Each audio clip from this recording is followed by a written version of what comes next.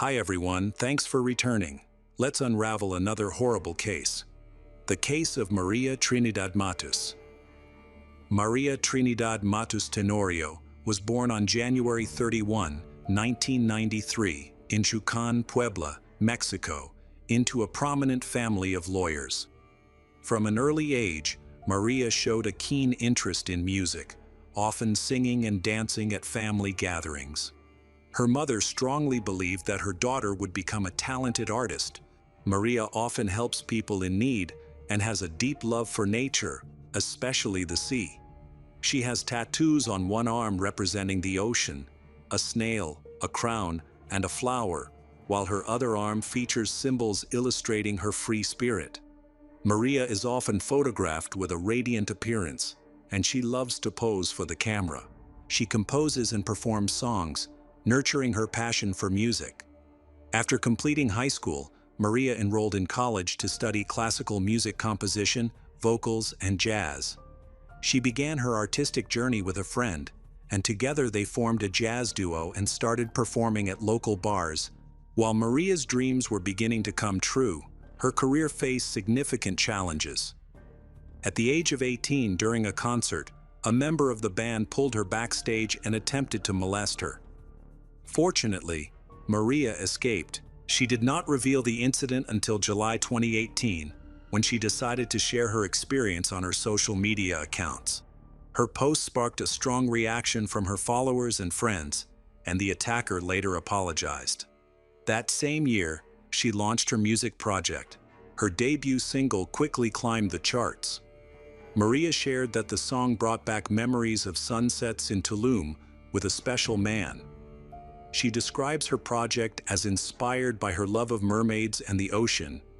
Incorporating elements of electronic pop and hip-hop, she fully immersed herself in this creative world, taking on the roles of DJ and dancer. As her career progressed, many recognized her as a talented artist. In mid-August 2018, she scheduled several performances in Mexico City, including at the Rockmore nightclub in Polanco and events at the Vasconcelos Library. However, before her tour began, she decided to take a vacation to fulfill her longtime dream of traveling and experiencing different cultures. Maria chose Costa Rica, a country known for its peace and natural beauty. On July 26, 2018, Maria shared a photo at the airport, saying goodbye to her loved ones before her first solo trip to Central America. Although she felt a little nervous, she was mostly excited. In her post, she expressed her joy at traveling alone and experiencing nature. After arriving at Juan Santa Maria Airport, Maria planned various activities and outings. During the first days of the trip, she met a young British woman, and they quickly became close friends. They spent time enjoying the beautiful scenery of La Fortuna San Carlos in Alajuela and the stunning beaches of Santa Teresa. Maria felt extremely happy and inspired throughout her vacation, sharing fun photos on social media, including moments of her swimming in the sea with her new friends.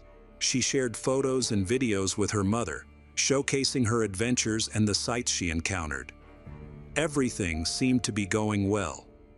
The last text message Maria's mother received from her daughter was on the evening of August 4, in which Maria mentioned that she was going to a bar with her British friend. At around 3 a.m. on August 5, the girls left the bar and opted to walk along the beach in Carmen de Santa Teresa, northeastern Costa Rica. Strange men suddenly appeared in their path, apparently intending to rob them. The attackers seized the girls, but Maria's British companion managed to escape. She sought help from anyone nearby, including a security guard from their hotel. During the attack, one of the assailants threatened to kill Maria, pushing her into the water before eventually drowning her. The exact sequence of events remains unclear, but it is believed that the criminals used violence against Maria, knocked her down, and then drowned her in the sea, leaving her body behind. The attackers fled the scene, and the body was discovered by locals after being alerted by a young British woman who returned to help Maria. The community quickly organized their own investigation. Using the description provided by the British woman, They identified a man from surveillance camera footage taken at a nearby hotel, which showed a man walking down the street in wet clothes at night. The residents caught a suspect, and in their anger at his actions, they beat him, tied him up, and took him away. The police had to intervene and arrest the man. When they searched him, they found money and belongings that belonged to Maria. The suspects were later identified as Esquivel Cerdas and Mendoza Benavides. The police took Maria's body to the Costa Rican Center for Forensic Medicine to conduct the necessary tests to determine the cause of death. Although the exact results of the autopsy are still unknown, the investigation has found that the girl was abused before drowning. Maria's friend, who witnessed the incident, identified Esquivel Cerdas as one of the attackers, claiming that he had been harassing her. Both men were brought to court, where the forensic department charged them with premeditated murder and abuse of the British tourist. There were requests to detain the men, but they declared themselves not guilty. In the end, the court decided to impose a 3-month preventive detention order on Esquivel Cerdas, while Mendoza Benavides was released due to insufficient evidence connecting him to the crime.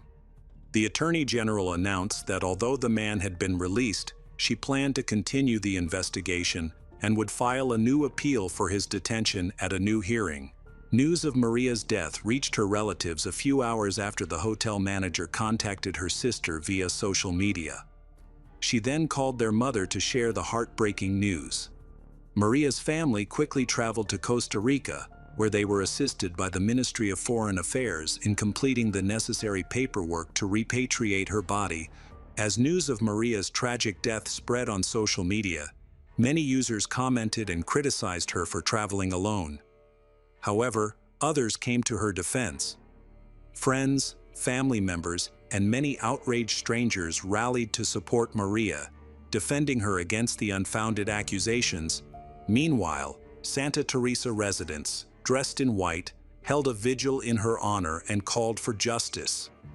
People of all ages, including businessmen and tourists, came together for the White March, demanding an end to violence against women and improved security in the country. An altar was erected on the beach where her body was found. Flowers were placed in the sea, and Maria's songs were played. In an interview with a local radio station, Maria's mother broke down in tears and thanked the community for their outpouring of support in memory of her daughter. She shared that her family was deeply saddened. Tragically, Maria's vibrant life was cut short by the sea, which she loved so much. On August 9, her parents returned her body to Mexico. That same day, police arrested a third suspect, a 40-year-old craftsman named Sancho Rodriguez, as he was boarding a bus. Officers found scratches on his hands, and his brother's daughter identified him as one of the attackers. The Attorney General announced that Sancho must undergo a medical examination at the forensic department due to his injuries. Official records show that he was previously homeless until a neighbor provided him with housing, allowing him to rebuild his life. Several years earlier, he had faced charges from the Attorney General's office for crimes including burglary, armed robbery, and attempted murder. In September 2007, he was sentenced to nearly 13 years in prison and was released on March 26, 2017, after serving his sentence. A thorough investigation was conducted to identify the suspects and gather evidence of their involvement. It was later revealed that less than 24 hours before the tragedy involving Maria, another victim, a 30-year-old Spanish tourist named Arantxa Gutierrez Lopez, had been murdered in Tortuguero. Both crimes shocked Costa Rica, prompting many feminist groups to rally and demand government action to address these issues. Some protesters voiced their concerns about the country's inadequate security. A suitcase was brought to the square, bearing the names of Maria and Arantxa, the two victims of the violent attacks. Protesters lit candles, opened the suitcase, and wrote condolences on paper. In response, President Carlos Alvarado Quesada announced that he would allocate $1 million from the national budget each year to the Costa Rican Institute for Tourist Safety. He expressed his deep sorrow for the tragic events involving the girls as well as the attacks on 2 Spanish tourists and 3 Costa Ricans in Rincón de la Vieja National Park. The tourism minister also addressed the situation, confirming the death of the foreign tourist and noting that an emergency meeting has been scheduled with the National Committee for Tourist Safety, which includes several organizations and business leaders. The tourism minister clarified that her department will increase support from the Ministry of Public Security to respond to crime in certain areas. They will focus on using technology to improve information sharing and will ensure that hotels have adequate safety materials. In addition, travel safety tips will be provided to tourists upon their arrival in the country. She stressed that despite the recent tragic events, tourism continues to grow in Costa Rica, which attracts about 3 million visitors a year, according to official statistics.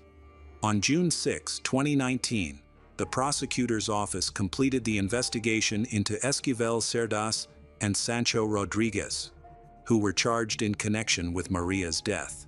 On August 3, 2020, the trial took place. The prosecutor presented the case, noting that they only had witness testimony because the surveillance video did not record the event. More than 10 witnesses were scheduled to be questioned, but they refused to testify without providing a reason. The indictment states that Sancho attacked both girls with a sharp kitchen knife with the intention of robbing them. According to the prosecutor, he followed Maria while Esquivel Cerdas stole the British woman's belongings. Maria escaped and sought help. They believe that during this time, Sancho dragged Maria about 400 meters from the scene of the incident to avoid attracting attention. He then separated her and held her underwater until she suffocated. After committing the crime, he fled with the girl's mobile phone. The court heard a statement from Maria's mother, who was unable to attend the trial in person. In her written statement, she shared that her family life had been devastated by the tragedy and expressed her hope that the perpetrators would face severe punishment. She expressed her gratitude to all those who had helped and supported her, and she hoped that the defendants would be sentenced to at least 30 years in prison. The outcome of the case took everyone by surprise. On August 11, 2020, the Punta Arenas Criminal Court sentenced Esquivel Cerdas to 15 years in prison for abusing a British tourist who was accompanying Maria. Sancho Rodriguez was acquitted. In announcing the verdict, the judges stated that the evidence presented by the prosecution was insufficient to prove his guilt, leading to his release. The judge explained that although the time and place had been clearly established, the prosecution had not yet proven how the events occurred. Therefore, it could not be determined with certainty that Sancho was responsible for Maria's death. This decision angered not only Maria's family, but also many people in Costa Rica. In response, several feminist organizations organized a protest, collected signatures, and urged the prosecutor's office to appeal the ruling. Maria's mother expressed in an interview that the judge's decision meant that her daughter's death would go unpunished and allowed a cowardly criminal to escape responsibility. She was confused as to why the judge declared him innocent when she believed there was enough evidence against him. After the prosecutor's office announced that the trial would not be reopened, Maria's family was contacted. They informed her family that they had 15 days to file a private appeal against the appeals court's decision. However, Maria's mother chose not to pursue the case further. She felt that she had suffered too much and did not want to relive that traumatic experience. That night, the case sparked significant reactions both within Costa Rica and beyond. The outrage stemmed not only from the murder of a foreigner, but also from the perceived failure of the justice system. The tragic death of Maria, who passed away with her dreams unfulfilled, will always be remembered by her family and friends. The incident also highlighted the shortcomings of law enforcement agencies in protecting citizens and administering justice. The crime has prompted renewed discussions about the dangers women face when traveling alone. Social media has become a platform where some blame the victims rather than the criminals, while others speak out against the violence and call for better security measures. It is disheartening to note that Maria's family has not seen justice served. Her abusers and killers have never been imprisoned. Only one suspect is currently in prison, and it is not for Maria's murder. Hello friends, welcome to our channel. Today we're going to take a look at another horrible case with you. The case of Ana Ramirez. Amanda and Ana Ramirez, born on January 8, 1992, in Camden, New Jersey, USA, are identical twins, arriving just minutes apart. From a young age, they were incredibly close, often wearing similar clothes and choosing the same toys. Their relationship was characterized by understanding and genuine emotional, with conflicts between them being rare.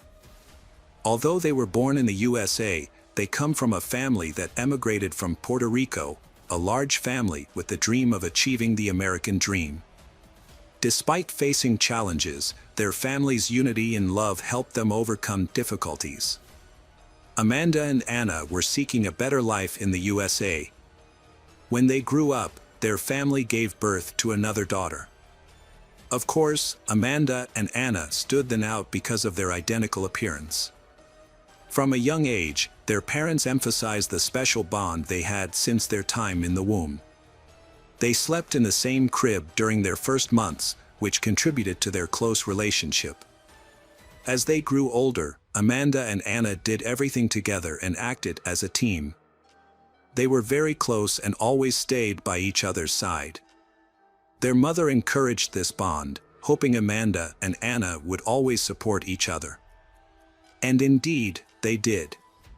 Amanda and Ana took their first steps together, holding hands to keep from falling. The two girls, who grew stronger together, they were inseparable during kindergarten, elementary, and high school.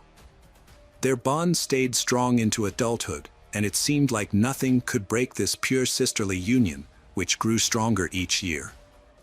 Gradually, carefree childhood ended, and adulthood began. Ana had better relationships with man. She was the first of the twins to get married and become a mother. She was described as a loving and dedicated mother who did everything for her kids. At that time, Ana had completed courses and received certification in a field of activity related to helping people. This accentuates her friendly and positive personality. Colleagues and friends admired Ana's kindness, describes her as a friendly and humble beauty. When Ana became a mother, she had to balance her career with her family responsibilities, striving to create a bright future for her daughter. Later, she had 2 more children. Ana still maintains regular contact with her family, especially her beloved twin sister, Amanda. She often comes home to visit her grandparents, mother, brothers, and sisters.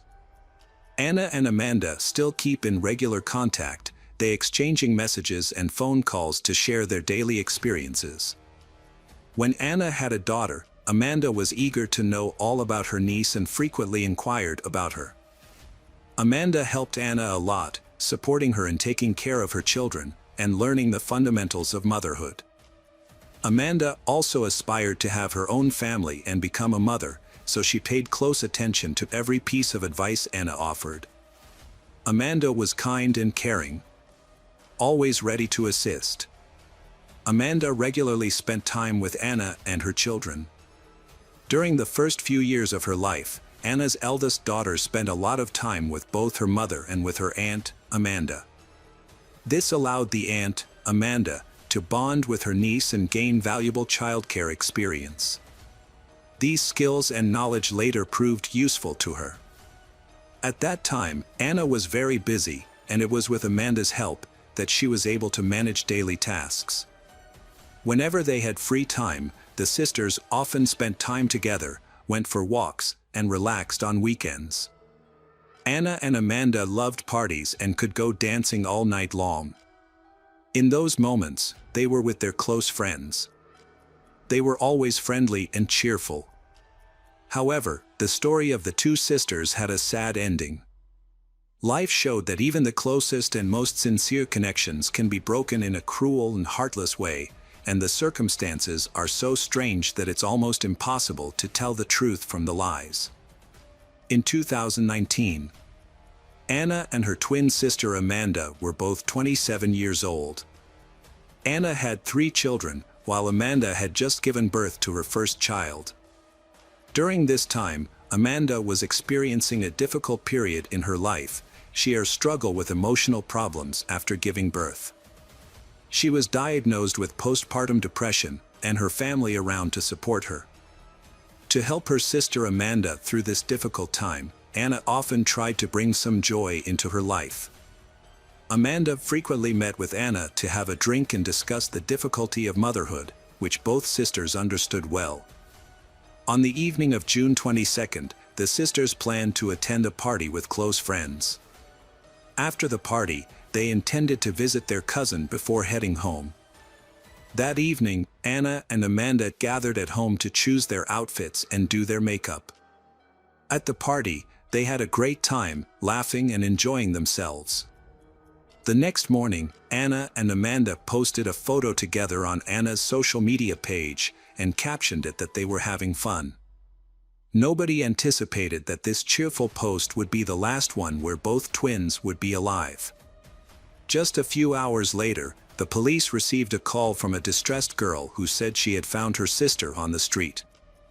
The caller is Amanda, and she urgently requested the officers to hurry. Amanda reported that Anna had been shot in the chest but didn't know who the shooter was. She noticed a deep cut on the right side of the chest. Anna was lying on the street right in front of their cousin's house, where they had spent most of the evening drinking and taking selfies. Amanda mentioned that they had visited a brother whom they had not seen for a long time, and it seems a conflict erupted there. Around 5:30, Anna was injured and collapsed on the sidewalk. After receiving the call, the medics quickly arrived at the scene. They found Anna lying on the asphalt in a pool of her own blood, while Amanda was not nearby. Anna had lost a large amount of blood, putting her life at risk, so urgent action was required.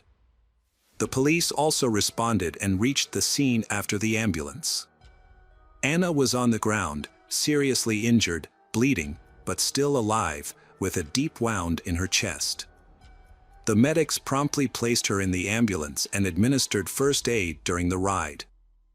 The police hoped Anna could identify her attacker, but she lost consciousness in the ambulance due to severe blood loss and was immediately taken to a medical center. On the way to the hospital, doctors tried to keep Anna alive. However, less than an hour later, at 6:20, the medical center staff pronounced her dead, unable to save her. This news was a devastating shock for her family. Suddenly, overnight, Anna, a mother of 3 children, was gone because of a violent act. The motive behind this senseless act was completely unclear. Anna was kind-hearted, empathetic, and had no legal issues or criminal history. Was she the victim of a random or intentional crime, and should the investigation focus on those around her to find the killer?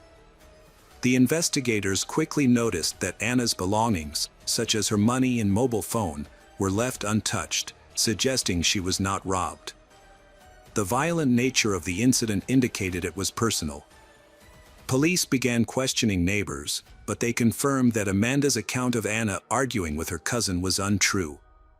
Several witnesses reported hearing only Anna and Amanda arguing loudly, with no men's voices present. This went on for a considerable time, until the argument stopped and the medics arrived. The police detectives came to Amanda's apartment to gather information. She had called the emergency number and was able to provide valuable information and an explanation of the argument. Amanda confirmed that she had argued with Anna that night, but she went home after the argument ended. Then something unexpected happened. Someone attacked Anna, but Amanda didn't see the attack. When she returned, she found Anna bleeding.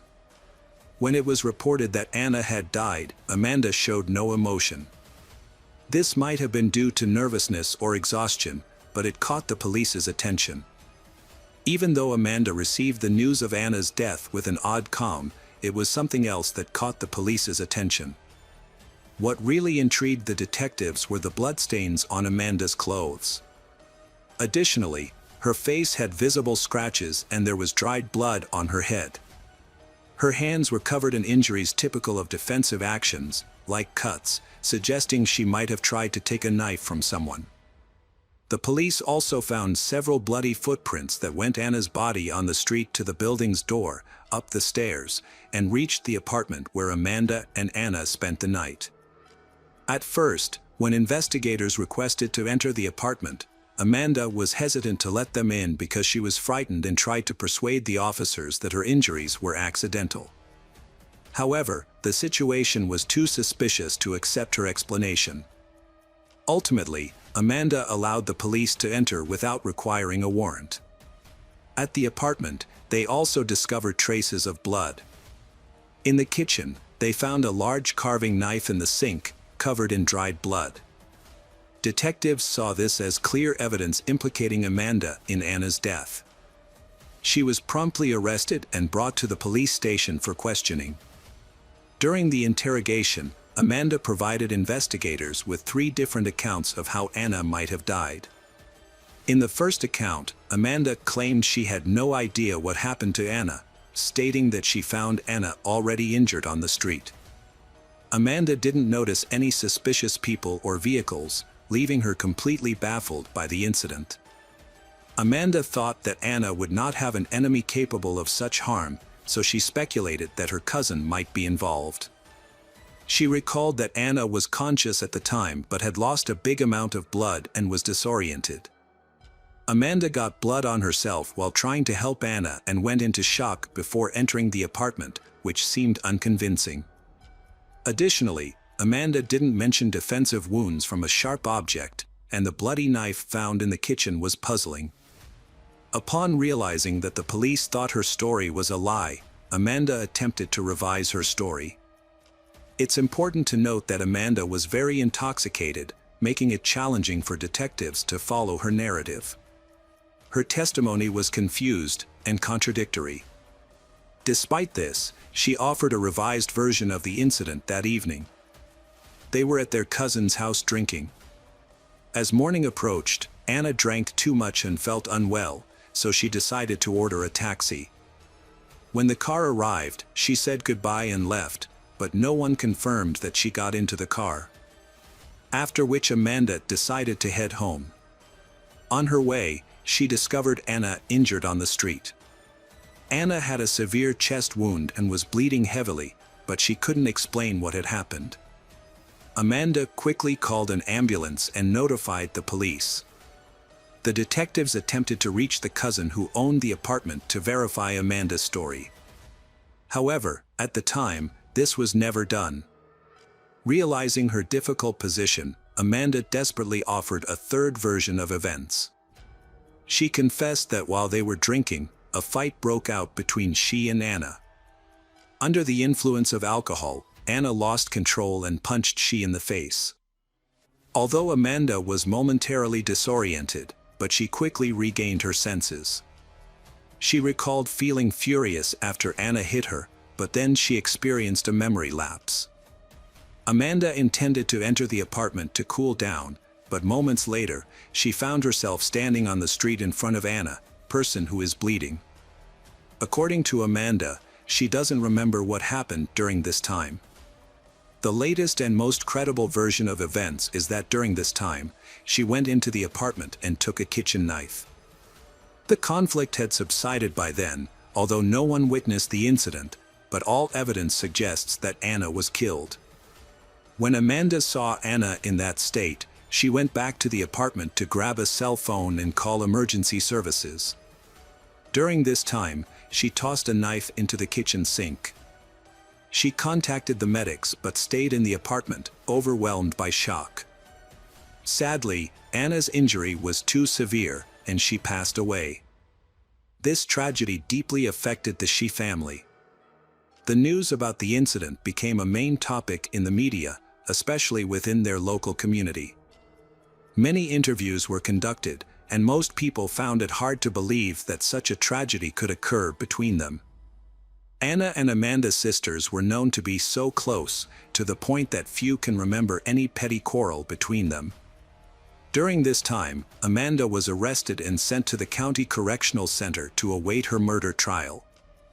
Her lawyer claimed the crime was accidental and argued that Amanda should be released on bail and placed under house arrest to care for her newborn daughter. However, the judge denied this request because of the crime's severity. Amanda was denied bail as she was deemed too dangerous for society. Concerns were raised about her emotional state, so psychiatrists frequently evaluated her. They found no mental disorders, deeming her sane and fit to stand trial. During this time, investigators thoroughly verified all the information provided. It was confirmed that Anna and Amanda did indeed spend time with cousin, who was eventually located and able to testify as a key witness. Although some neighbors heard arguments and the sounds of a struggle, no one witnessed the actual attack. Amanda continued to claim that she could not remember what happened. Cousin confirmed that a quarrel occurred between Anna and Amanda that night, but it ended, and he did not see any attack between them. The cousin stated that then Anna and Amanda had calmed down, and everything seemed normal. He never expected that Anna and Amanda, who had been so close since childhood, to be involved in something as unthinkable as a stabbing. The cousin confirmed that before things settled down, Anna and Amanda did get into a fight. This might explain the scratches on Amanda's hands and face, as well as more serious defensive wounds, deep cuts on her hands, suggesting they fought by a knife. However, the cousin did not know the reason for the sisters' fight. In September 2019, Amanda gave the investigators her final account of events to the best of her memory. She recalled having a fight with Anna while they were at their cousin's apartment, but claimed she was too drunk to remember the cause of the conflict. Amanda explained that at one point, she lost of awareness, and when she regained awareness, she found herself standing over Anna, holding a bloody knife. She noticed the bleeding was severe and worried that she might have been responsible. Feeling overwhelmed, Amanda said she left Anna in the street and fled. She confessed that she would never have acted this way if not for being intoxicated. Amanda, a young mother, recognized there was no excuse for her actions and expressed deep regret, but she stressed that the murder was accidental. The prosecution was certain that Amanda was not being entirely honest and that the attack was intentional. They believed that an argument led to Anna's death. Detectives suspected that Amanda had a motive, thinking she had held a long-standing grudge against Anna. In the end, her intoxication turned this anger into aggression. The investigators were trying to confirm if the act was premeditated. The police suspect that a man, who both sisters were attracted to, was involved in the incident, as he seemed to be the most likely cause of the conflict between them. Amanda explained this because she didn't want her loved ones to know that the death of Anna was due to such a trivial reason. This thing were confirmed by an anonymous source. One day, a man who wished to remain unnamed called the police station. He claimed that jealousy was the motive behind the cruel act against Anna. Anna's aunt also confirmed this thing. She shared the story with both the media and the police. According to her, the conflict arose because of Anna's husband. It was revealed that Amanda had secretly been in love with him for a long time. She envied Anna, and even used her resemblance to Anna to have sexual relations with him. When Anna discovered this, she was furious and accused Amanda of betrayal. The aunt mentioned that Amanda had often bragged that neither Anna nor her husband had any idea about the deception. This seemed especially horrific in light of the murder, giving the police strong reasons to suspect a premeditated act driven by jealousy. Even so, Amanda's family provided her with strong support. Her mother attended every hearing and was moved every time. Her mother realized that one daughter was already lost forever, and Amanda faced the possibility of spending her life in prison, which filled her with sorrow. Other relatives were also consistently present at the hearings, repeatedly pleading with the judge for leniency. They highlighted that Amanda had recently given birth, and her child risked growing up without a caring mother. In addition, the family also opposes the theory that the motive for the attack was a love triangle. Except for an aunt who gave conflicting testimony about affairs, no one had heard such rumors about Amanda's personal life. Everyone saw how warm and close the relationship between Anna and Amanda was. Even during the last party, they seemed very friendly. It was unlikely that they would have maintained such a close connection after the betrayal. Amanda's younger sister, named Monica, who was 19 at the time of the trial, claimed that Anna and Amanda had a very strong bond. She was sure there couldn't be any love triangles in their lives. Both sisters were decent and wouldn't get involved in something like that. Monica said that Anna had been in a long-term relationship with a man named Luis Rivera, who was also her husband.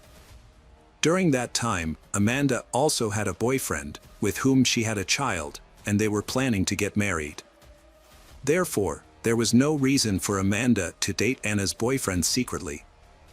Monica added that Amanda called her as soon as the tragic incident happened.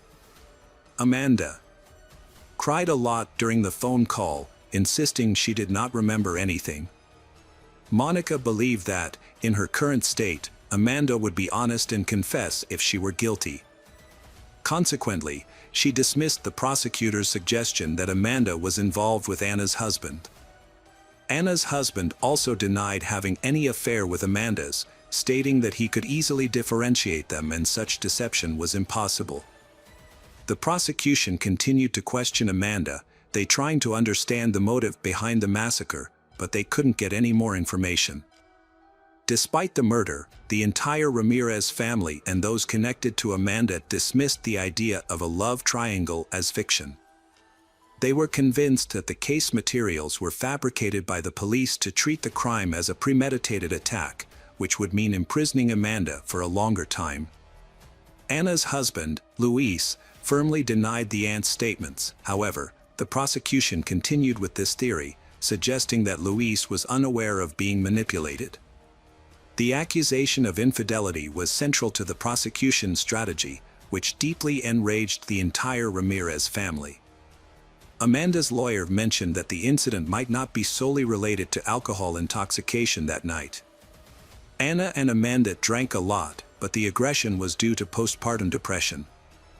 Amanda faced emotional issues after her pregnancy and struggled to manage them. Her lawyer explained that her mental state, along with excessive alcohol consumption, triggered an episode of uncontrollable aggression. Unfortunately, there wasn't enough evidence to support this claim. A psychiatric evaluation revealed that Amanda was fully aware of her actions. The tears of the mother and the pleas of the sisters had a positive impact. In November 2019, Amanda reached a deal with the prosecution. This deal resolved the controversy surrounding her motive and spared her family the ordeal of a lengthy trial. In the end, Amanda received a sentence of only 6 years in prison. She will be eligible for parole after serving 5 years. During the sentencing hearing, Amanda was overcome with emotion, breaking down in tears and trembling. She acknowledged that her actions were inexcusable, expressing remorse to those present. For Amanda, the most severe punishment was the pain of loss she would feel for the rest of her life.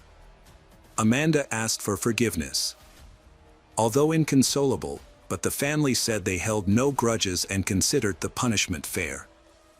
Furthermore, Amanda's mother and younger sister announced they would continue to support she and her children until her release. Anna's mother took responsibility and custody of Anna's children. All the children went to live with their grandmother. Hi everyone, thanks for returning. Let's unravel another perplexing mystery. The case of Emma Jangestig. Arboga, a small town in Sweden about 160 kilometers west of Stockholm, experienced a crime in 2008 that remains one of the most shocking in the country. On March 17, 2008, a 20-year-old mother of 2, Emma Jangestig, was spending the evening with her children. Her eldest, Max, was 3 years old, and her youngest, Saga, was 1.5. Emma was preparing dinner while waiting for her fiancé, Torg Hellberg, who was still at work and expected to return in a few hours. Emma had been divorced for a year when she met Torg. They quickly developed a relationship and moved in together. The couple bought a house. This move took place just 2 months before the tragedy.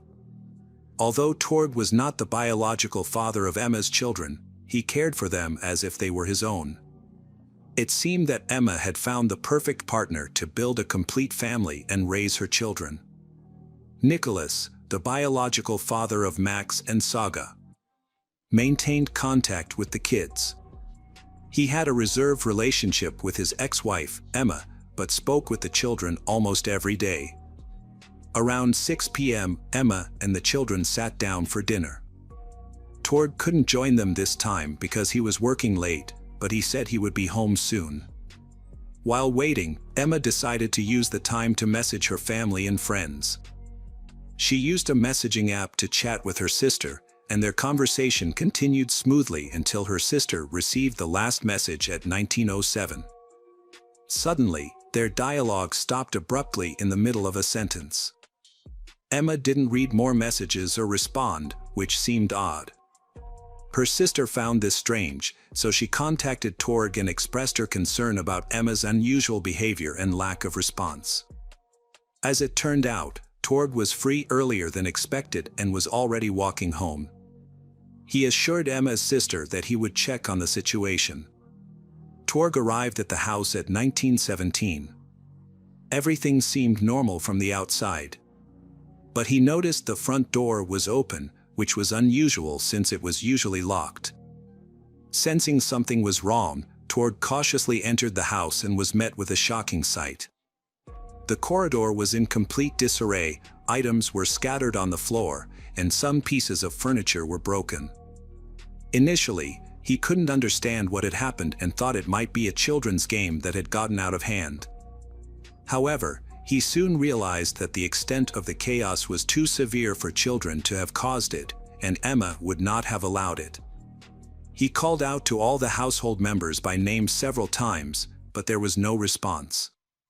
Suddenly, at the end of the hallway, Torg noticed a suspicious figure on the floor. As he approached, he was horrified. He saw a small body lying in an unusual position with many cuts on its face and head. Emma lay next to it, her body covered in blood. Realizing he needed to act quickly, Torg called the police at 7:20 p.m. The police received the call from Torg, a distressed man who was desperately calling for help. He explained that someone had attacked his family while he was away. In the background, a woman's moans could be heard. The police quickly dispatched police and ambulance services to the location.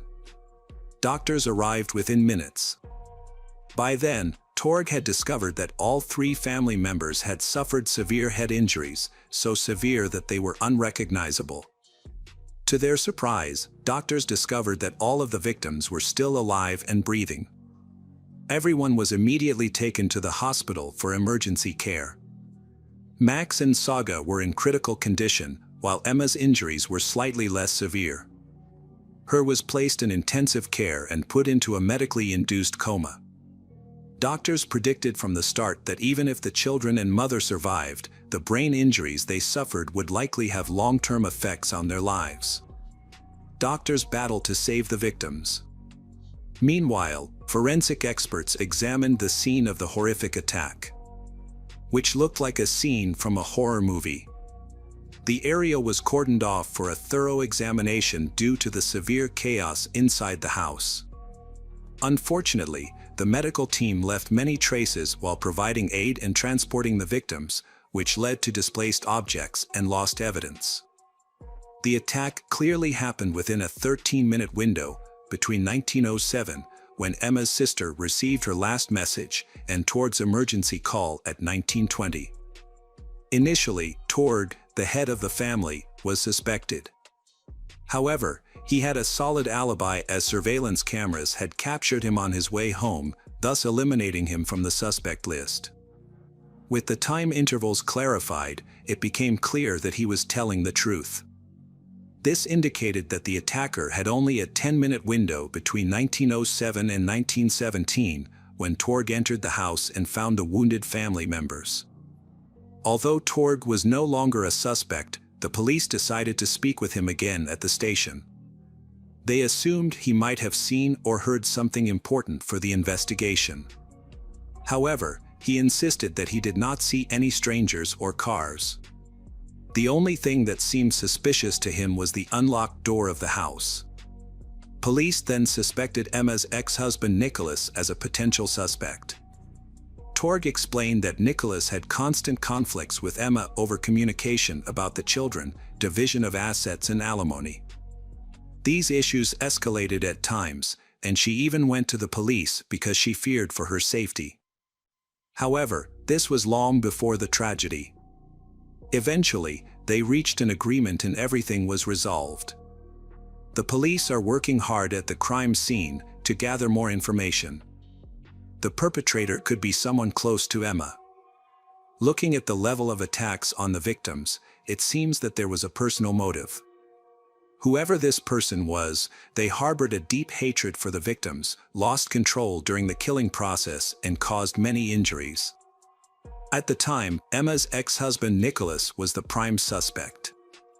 Due to previous conflicts with Emma, he even threatened her, prompting her to contact the police. He was later arrested and questioned. Nicholas was shocked by the incident but calmly answered police questions. He had an alibi for the time of the attack, as he was in another city. Although the alibi has not been verified, his behavior suggests that he is not the killer. The police's only hope is 3-year-old Saga, who is still fighting for her life in hospital. If she survives, she could be the police's only witness, providing vital information about who the killer is. The victim's family fear the attacker may return to harm Saga again. To protect her, 24-hour security has been deployed to the hospital. She is in critical condition and doctors believe that even if she survives, she may be permanently disabled and might not remember the attack. No other witnesses to the attack could be found. The neighbors neither saw nor heard anything, so the police started reviewing the surveillance cameras in the area. They hoped to track the attacker and determine his origin. It was also crucial to find the murder weapon, which might have traces of the criminal. Therefore, patrol officers carefully examined the area and even used search dogs, but unfortunately, this yielded no results. Forensic experts found that the children had been attacked with a heavy object, such as a hammer or similar tool.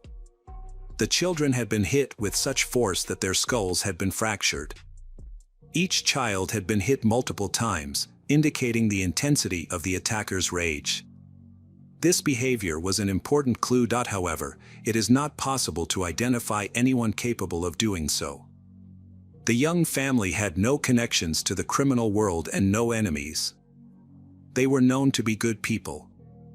The police quickly confirmed their suspicions of a personal motive, as nothing was stolen from the crime scene. Valuables and money were still present, indicating it wasn't a robbery. The forensic examination of the house concluded the day after the murder. By then, Nicholas was removed from the list of suspects because his alibi was verified, and he was released. Emma is still in a coma and the investigation is making no progress. The case attracted considerable media attention. The area had a low crime rate, and the choice of victims and the level of cruelty were shocking. Police contacted local people through the media, which aroused the interest of those living near Emma's house. A passerby reported seeing a man dressed in black with a hood standing hesitantly in the doorway of the house at around 7 p.m. About 5 to 10 minutes later, the same witness, returning from the shop, saw a suspiciously frail man dressed in black run out of the house, get into a car and drive away immediately. He did not get a good look at the person and could not describe the car, but he thought the driver might be a woman disguised as a man. Several other witnesses later gave similar descriptions of a man in the area. It was clear that the man dressed in black was the suspect before the attack. A man then went to the police and reported his ex-girlfriend, expressing concern about her recent inappropriate behavior. She was identified as Christina Schurrer, 31, born in Hanover, Germany. When she was 11, her father left the family and they had limited contact after that. Christina then moved to New York and lived with relatives in Manhattan. After returning to Germany, Christina settled in Göttingen, where for the next 6 years she studied history. She then went to Greece and participated in RASP. While in Athens, she worked at a hotel and as a historian. Later, she moved to Crete and worked in another hotel. In August 2006, Torg, a 20-year-old trader, vacationed on Crete and stayed at Christina's hotel. On his first day there, he met Christina, and they began a romance. They spent 5 days together on his vacation and continued to correspond after he left. Christina later visited him in Sweden, where they spent several days together. After her visit, she suggested going skiing, but he was not interested. Torg admitted that during this time, he noticed that Christina seemed very different than when she was on vacation, and he felt suspicious about their relationship. In January, he told Christina that their relationship was over, but she couldn't accept it calmly and tried everything to fix it. She kept messaging him, urging him to reconsider and get back together. In March 2007, she visited Sweden for 2 weeks and convinced Torg to have dinner with her. He agreed, but during the meeting, he made it clear that they could only be friends. Christina accepted this and left, but after some time, she returned to Sweden again, insisting on a new meeting, considering that this should be the last dinner together at which they would clear things up. During this meeting, she suggested giving their relationship another chance, but Torg firmly refused, as he believed the matter was settled. Christina informed the Torg that, since they would no longer be in a relationship, she wanted to visit him to collect some items she forgot during a previous visit. Torg agreed to her request. After a brief visit, Christina left. However, the next day, she called again asking for help because she got lost near a castle. The Torg went to find her, and when he did, she admitted that she had taken a large dose of drugs the previous night, intending to end her life due to their breakup. Feeling compassionate, Torg allowed her to stay the night. He contacted her family in Germany to express concern over Christina's situation, informing them about her mental health issues and suggesting they admit her to a psychiatric hospital. Torg was confident that she needed help and hoped treatment would resolve her obsessive behavior. Additionally, he felt she would be far enough away not to disturb him anymore. Her family arranged for her to stay in a psychiatric clinic for 3 weeks. Unfortunately, even this did not stop her. In the summer of 2007, she moved to Stockholm with the intention of staying long-term. Christina rented a house and began looking for work. It was later discovered that in January 2008, she went to Germany but returned on February 20th. After her return, she wrote to Torg, saying that she had given birth to his son. Christina also revealed that she had given the child up for adoption due to her mental health problems. This caused confusion for Torg, as he did not know about her pregnancy. Christina mentioned that she had just gone on a business trip to Germany and that their child might have a genetic blood disease. She said that if the doctor's answer was confirmed, the adoptive parents would contact Torg to discuss the matter. Torg was confused by this. At the time, he was in a serious relationship with Emma and they lived together with her children. In January 2008, they moved into a new house. Emma knew about Christina's problems and the story of her son. Emma was skeptical and asked in question, which hospital was the child born in? She wanted to verify this information to avoid any problems, but Christina could not answer. It seemed that she was lying. After some time, Torg received a call from a stranger claiming to be the adoptive father of Christina's son. He confirmed what Christina had said and confirmed that Torg was the biological father of the child. The entire situation seemed unbelievable. It appeared that someone Christina knew had contacted Torg at her request, trying to manipulate the situation. At this point, Torg and Emma both believed the story of the child to be a fabrication. Christina could not provide any evidence of her son's existence. Police began investigating the possibility that Christina had been involved in the murder of Emma and her 2 children. She had been near Emma's home on the day of the murder before quickly leaving for Germany. To solve these problems, cooperation between the Swedish and German police was needed. On March 20th, a warrant was issued for Christina's arrest. The media quickly reported that Christina had been found in Hanover. Upon hearing the news, her mother and brother contacted the police, asking why Christina was a suspect. The police explained their suspicions of her involvement in a violent attack, which shocked her mother. Christina then called the police herself, claiming it was a misunderstanding and denying any involvement. However, she was arrested after speaking with the police. Christina requested an attorney, and her attorney found an error in the arrest warrant, which led to her release. However, Christina was rearrested 24 hours later. Throughout her interrogation, Christina maintained her innocence. When police searched her rented apartment, they confiscated her cell phone, laptop, and the clothing she was believed to have been wearing on the day of the murder. Christina claimed she was wearing a beige jacket, but witnesses said they saw her wearing a black jacket. The black jacket found during the search was clean and bloodless, suggesting it may have been a different item of clothing. The key evidence was found in search queries on Christina's laptop, which had many photos of Emma and her children and a blueprint of their home. This showed that Christina was planning the crime. Just before the attack, she looked up ways to hide evidence of a crime. She also repeatedly checked Torg's social media pages, demonstrating her intense obsession with him, along with diary entries detailing her victims, including their addresses and habits. On March 27th, Emma emerged from her coma. She was recognizable, much to the relief of her family. Police prepared for a crucial interview when Emma was able to communicate clearly, taking care not to mention her children to protect her mental state and ensure accurate responses. On April 1st, just 3 days after waking from her coma, Emma had her first meeting with the police. Despite her efforts to remember, she did not understand the police's questions or why she was in the hospital. Doctors hoped that her memory would improve over time. Emma asked more and more about her children. After her first interview, a doctor briefed her about the attack but did not go into detail. However, by the next morning, Emma had forgotten the conversation, a situation that lasted for weeks. Because of her fragile condition, officials chose to provide only vague answers about her children and prevented her from accessing newspapers or TV.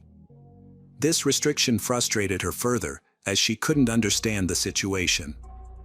She continued to believe her children were alive, despite her initial memory lapses. Finally, after a conversation with a doctor, she realized that she would never see her children again, but she still could not remember what had happened. She believed that she had been in a serious accident.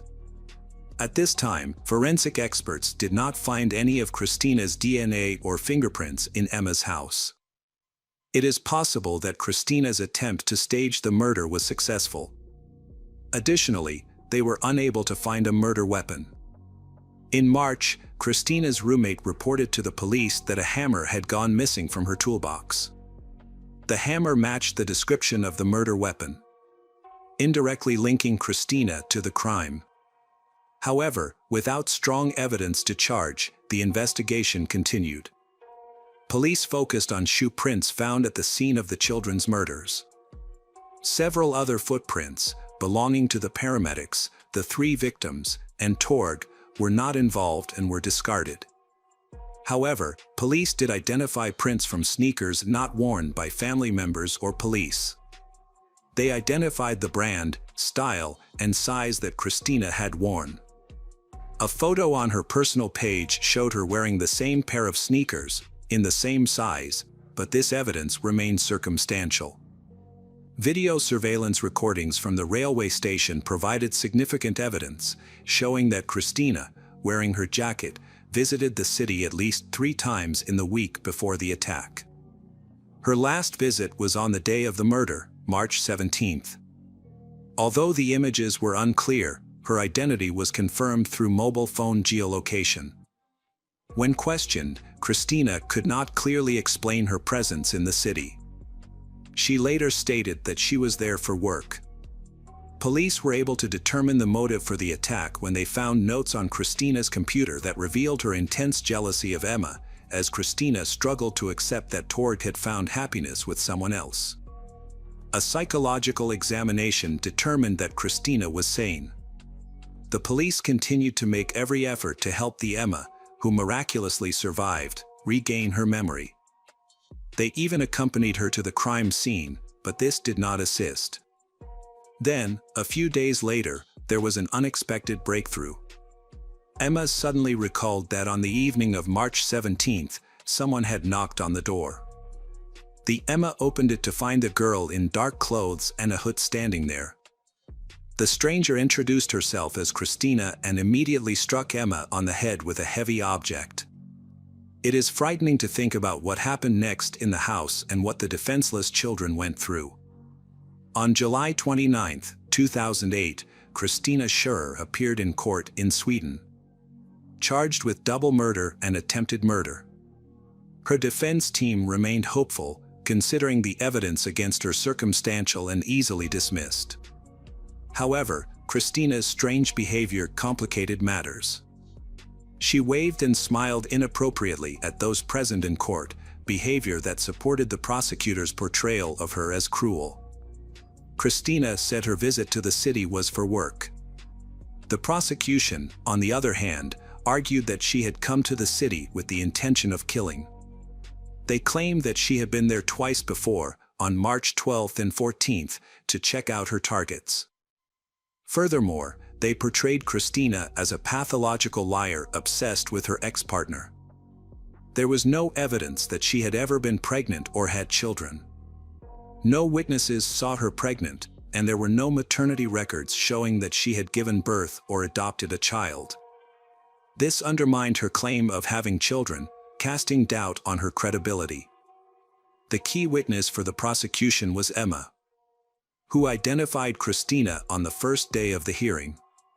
She recalled that about 10 minutes before returning from work, she opened the door and encountered the person who had killed her children. Emma was so shocked to see the killer that she fainted in the courtroom.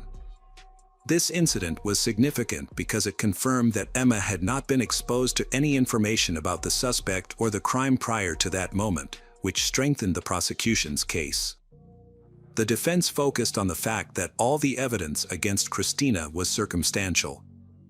They pointed out that the murder weapon didn't have her fingerprints, and there was no DNA evidence linking her to the crime. The prosecutors highlighted blurry surveillance footage and a sneaker print, suggesting that doctors may have inadvertently destroyed important evidence. Additionally, one witness recalled seeing Christina near the crime scene, which supported her presence close to Emma's house, where another witness identified the attacker. Christina could not explain her internet searches in relation to the evidence cover-up, nor why she had photos of Emma and the children, along with a diagram of Emma's house. On August 26th, the jury found Christina Scherer guilty of double murder and attempted murder. She was sentenced to life in prison without parole. In addition, the court ordered her to pay Emma 100,000 crowns, or about $10,000. Christina's attorney immediately appealed the decision, but the appeal was denied. It is expected that if Christina is ever released from prison, she will be deported to Germany and permanently barred from returning to Sweden. In 2012, she was transferred to a women's prison in Fay, Germany, at her request. She continues to seek to overturn the court's decision and insists on her innocence, attempting to obtain a new trial. Emma is still dealing with the physical and mental effects of her injuries. Throughout this time, Torg has been a strong support, and they eventually married. They later had 2 children together. Hi everyone, thanks for returning. Let's unravel another horrible case. The case of Mia Skadhoj-Stevn. Late at night on February 5, 2022, a group of young people gathered at a bar. It was cold outside, so everyone was dressed warmly. Mia was wearing dark clothes, except for her white sneakers. The group wanted to have a good time and enjoy the weekend with other college students. And she planned to go home in her friend's car. After spending several hours at a party, they moved between nightclubs along the street until they finally reached one club. Mia danced energetically, even with strangers, and couldn't stop. She drank moderately and wanted to keep the fun going.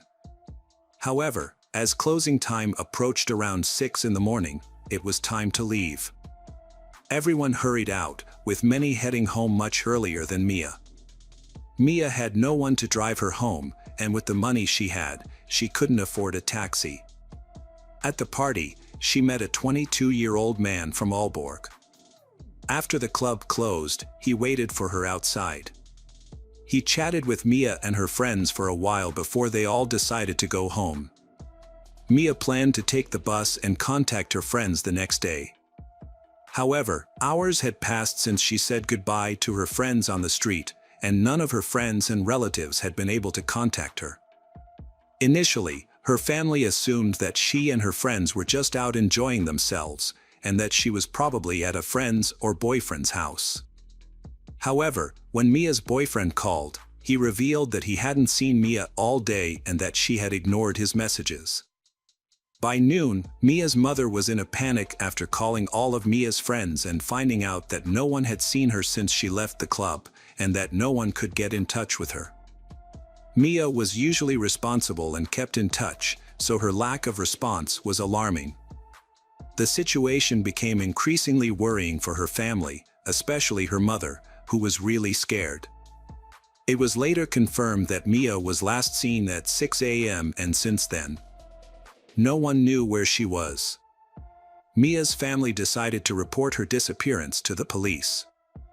Although the situation involved a party and a girl who had been drinking, the police quickly began a search. Unfortunately, there were no leads for the investigation. Mia's father drove around the area looking for her, while her mother and sister took to social media to ask for help from anyone with information. They shared photos and descriptions of Mia, including what she was wearing. As such cases are rare in Denmark, the local community came together to support the family, actively sharing posts and information to help raise awareness of the case. The police continued their investigation. They tried to gather information, but unfortunately, the information was very limited. They contacted all local residents in the area where Mia went missing, asking for any relevant documents, especially photos and videos from mobile phones that may have recorded Mia at the party. They also reviewed footage from surveillance cameras in nearby stores and establishments. The situation was complicated by the fact that it took place in a crowded area with many clubs and bars, making it difficult to identify any one person. Police interviewed a young man who had met Mia and was one of the last people to interact with her. However, he had a confirmed alibi because he had left the area in a taxi. Witnesses submitted thousands of video files taken at nearby parties. As a result, police received hundreds of hours of video footage that needed to be scrutinized.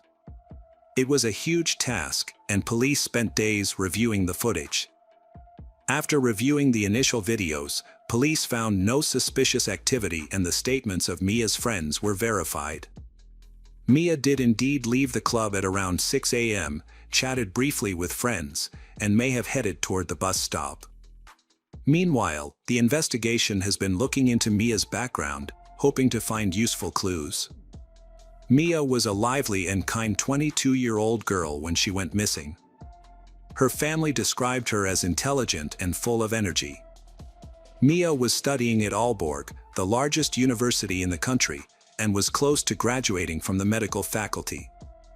In addition to her studies, she was an aspiring model and had participated in several photo shoots. There was nothing in her background to suggest that a tragedy would occur. She was not involved in any criminal activities, did not use illegal drugs, and had no history of mental illness. Although her friends noticed that Mia was acting strangely, she drank heavily and flirted while dancing with many strangers, attracting attention with her charm. Could this behavior attract a dangerous person who saw Mia as an easy target? It has been more than a day since she went missing. Police are once again appealing to the public, asking anyone with information to come forward to help locate Mia. They are also reviewing footage of the party that continues to come in, which requires significant resources. All young people with whom Mia interacted that evening, including her friends and new acquaintances, have been brought in for questioning. On the same day, police noticed something unusual in a surveillance camera recording. At 6:09 a.m. on February 6th, the Mia approached a bus stop located 300 meters from the club. It seemed that she was waiting for a bus to return home. After a brief exchange with the driver, she chose not to get into a car and continued to wait for the bus, which then drove away. However, the bus did not arrive. Even at 7:35 a.m., an hour and a half later, she was still standing at the bus stop. It was clear that she was at risk of freezing, as she was not dressed appropriately for the weather. She appeared to be losing hope of catching the bus and felt uncertain about what to do next. During this time, a car approached her. The driver slowed down and they talked. Then Mia got in the car. It is likely that the driver did not arouse any suspicion from her. He had gained her trust. The police suspect that he could be someone she knew from a party or could be an unlicensed taxi driver. Officers thoroughly examined all surveillance footage but were unable to determine the license plate number or identify the driver's face due to the poor quality of the footage. It is therefore unclear which vehicle the girl entered. However, it was clear that the driver was the last known person to see Mia alive, making it important to locate and interview him. On February 8th, officers decided to reach out to the public for assistance once again. They hoped that someone who recognized the driver would contact the police. Officers also spoke to Mia's friends again to clarify the timeline of events. Her friends provided a detailed account of that night.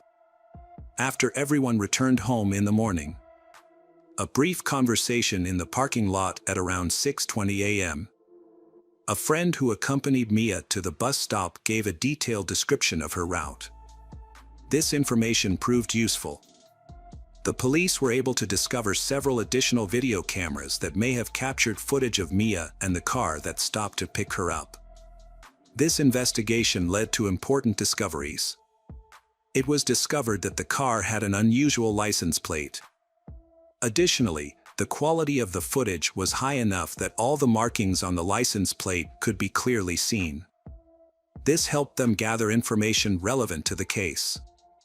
On February 9, 2022, police tracked down the owner of a 2015 Volkswagen Golf who lived a few streets away from a local club. When they arrived at the address, they discovered that it was the car that had been caught on surveillance cameras. Police investigated and linked the car to two men, childhood friends with previous convictions for minor crimes, including a previous incident where they pretended to be police officers at a football match.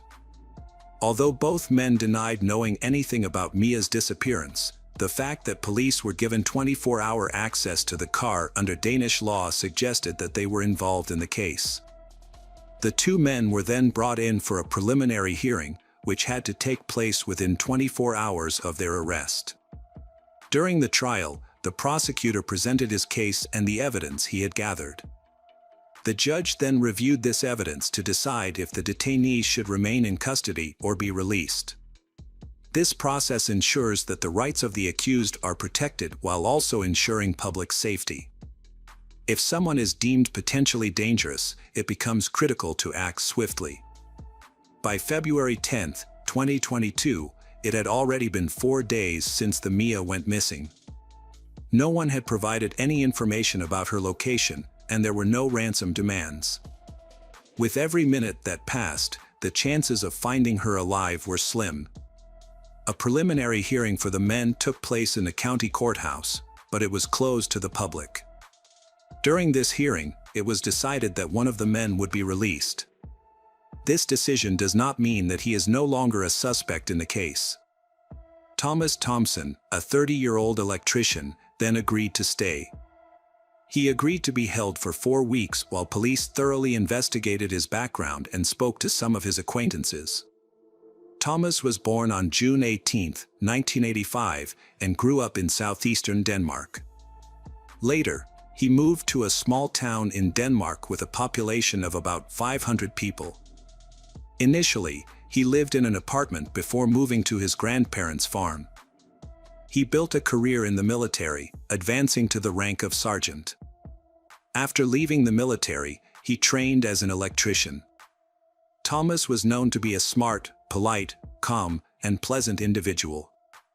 The main reason for Thomas's arrest was that he was the owner of the black Volkswagen. In addition, Thomas failed to provide an alibi. The police began checking the GPS system. When they impounded Thomas's car, they discovered that he had attempted to turn off the GPS about 4 hours before meeting Mia at the bus stop. A specialized digital forensics team, using surveillance camera footage, was able to accurately trace the route of Thomas's car. It all started at Thomas's residence, where he drove around the city several times, picked up a girl, and then traveled through nearby towns with brief stops. Thomas spent several hours at Lysistrata and returned 2 days later. This part of the route seemed particularly suspicious. Police decided to use specially trained dogs to examine the area. The dogs found a hair elastic, pieces of clothing, underwear, and other items scattered nearby. These items were aligned in a straight line, suggesting that the owner might have been running through the forest, fallen, or been attacked, gradually losing her belongings. The dogs led the police deeper into the forest near a local village, where they found areas of disturbed earth. When they dug these spots up, they uncovered human remains that were cut into several pieces. Police discovered 231 pieces of bodies, many of which were scattered around the burial site. The body is likely Mia's, as some of the clothing matches what she was wearing that night.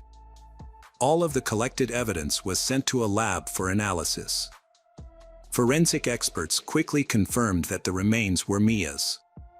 The medical examiner determined that Mia had died from strangulation, and that an electric saw had been used to dismember her body. Most of the body parts were severely damaged, indicating that they had been stored in a strong alkaline solution for an extended period of time. On the night Mia went missing, Thomas did turn off the GPS in his car at 2:14 a.m. However, due to a technical malfunction, the location continued to be recorded every 15 seconds. When questioned about why he attempted to disable the tracking system, Thomas claimed it was because a police officer had a personal vendetta against him and was following him. Thomas only reactivated the GPS at 9:23 a.m., likely after the Mia had already been killed. The Thomas then took her body to his house, where he began dismembering it. Thomas spoke up and confessed to giving Mia a ride in his car. He explained that he was passing a bus stop and saw Mia, who was not dressed appropriately for the cold weather. Thomas offered to drive her home out of kindness. He said that she had been flirting in the car and seemed comfortable, which prompted him to offer her a ride, which she agreed to. They drove through populated areas before entering a wooded area. Thomas claimed that they decided to have consensual sex there, but at some point Mia had a seizure. He said that she accidentally fell and injured her neck, which led to her death. Thomas's story then began to change with each conversation he had with the police. He would suddenly mention that Mia had gotten out of the car and tried to escape but tripped and fell, resulting in her death. When Mia showed no signs of life, Thomas panicked and felt confused about what to do. However, he did not call emergency services for fear of being charged with murder. Having been in legal trouble before, he was worried that the situation would only get worse. Instead, Thomas decided to take the body to his home in an attempt to conceal it. Initially, he tried to dissolve the body in a chemical solution, but after almost a day, it was clear that it didn't work as he had hoped. Next, he chopped up the remaining pieces, burying most of them while scattering some smaller fragments around the burial area. He attempted to burn his clothes from the day of the murder, the car mat, and the Mia's bag, which might have had bloodstains. In the ashes, police found clothing scraps and a tool that could have been used in a crime. Thomas claimed that his actions were driven by fear and desperation. However, the police had a different perspective, believing that the elaborate methods he used to dispose of the body revealed a level of cruelty that only a disturbed person could exhibit. The police believed that Thomas initially intended to harm the Mia by offering her a ride home. His actions suggested a deliberate plan, especially when he tried to disable the GPS tracking. Thomas's persistence worked against him. It took him 2 attempts to lure the Mia into his car. He waited for an hour and a half, looking for the right moment when the Mia, feeling cold and desperate, would agree to get in. Once Mia entered the vehicle, he threatened her, brandished a weapon, and assaulted her. Afterward, he decided to eliminate her to prevent her from reporting him to the police, resorting to a horrific method to do so. The medical examiner concluded that strangulation was the most likely cause of death. Many of the body parts were never found, possibly because they were hidden. This suggests that there was no voluntary consent to any intimate relationship. The evidence of the assault was clear, suggesting that the murder was the result of Mia's desperate resistance. Although there were indirect signs of rape, it could not be confirmed due to the condition of the body. Thomas remained silent and refused to provide any further details. The prosecutor's office reported that Thomas hunted throughout the night and selected a victim, waiting for the right moment to trap her. Police discovered that Thomas made 3 stops in a wooded area, suggesting he chased her by car, or that she attempted to flee multiple times. But he was able to catch her and pull her back. During a search of Thomas's car, Mia's DNA was found inside. When police searched Thomas's home, Mia's blood was found, confirming his crime.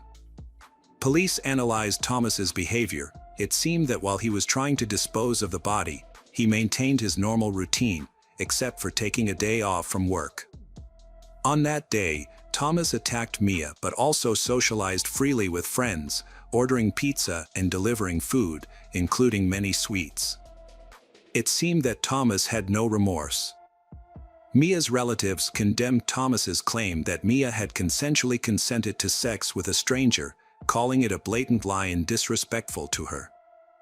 The investigation found that in 2019, he was caught stalking a student, and that similar incidents had occurred in 2015 and 2017 when he peeped into the windows of 2 other girls and behaved inappropriately.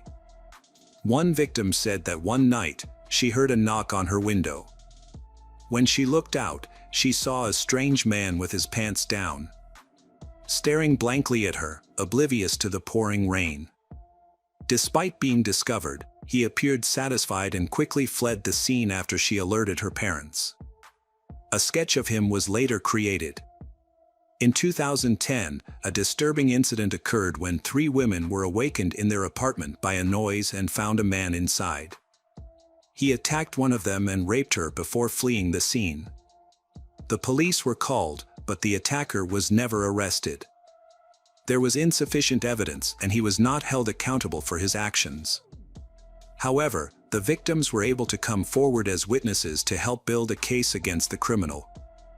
Additionally, Thomas's ex-girlfriend reported on his behavior during their relationship. She said he was arrogant and manipulative, demanding complete compliance and losing his temper even at minor acts of disobedience. She also reported an alarming incident where, after breaking up with Thomas, she discovered that the brake hose on her car had been cut. Thankfully, this did not result in an accident.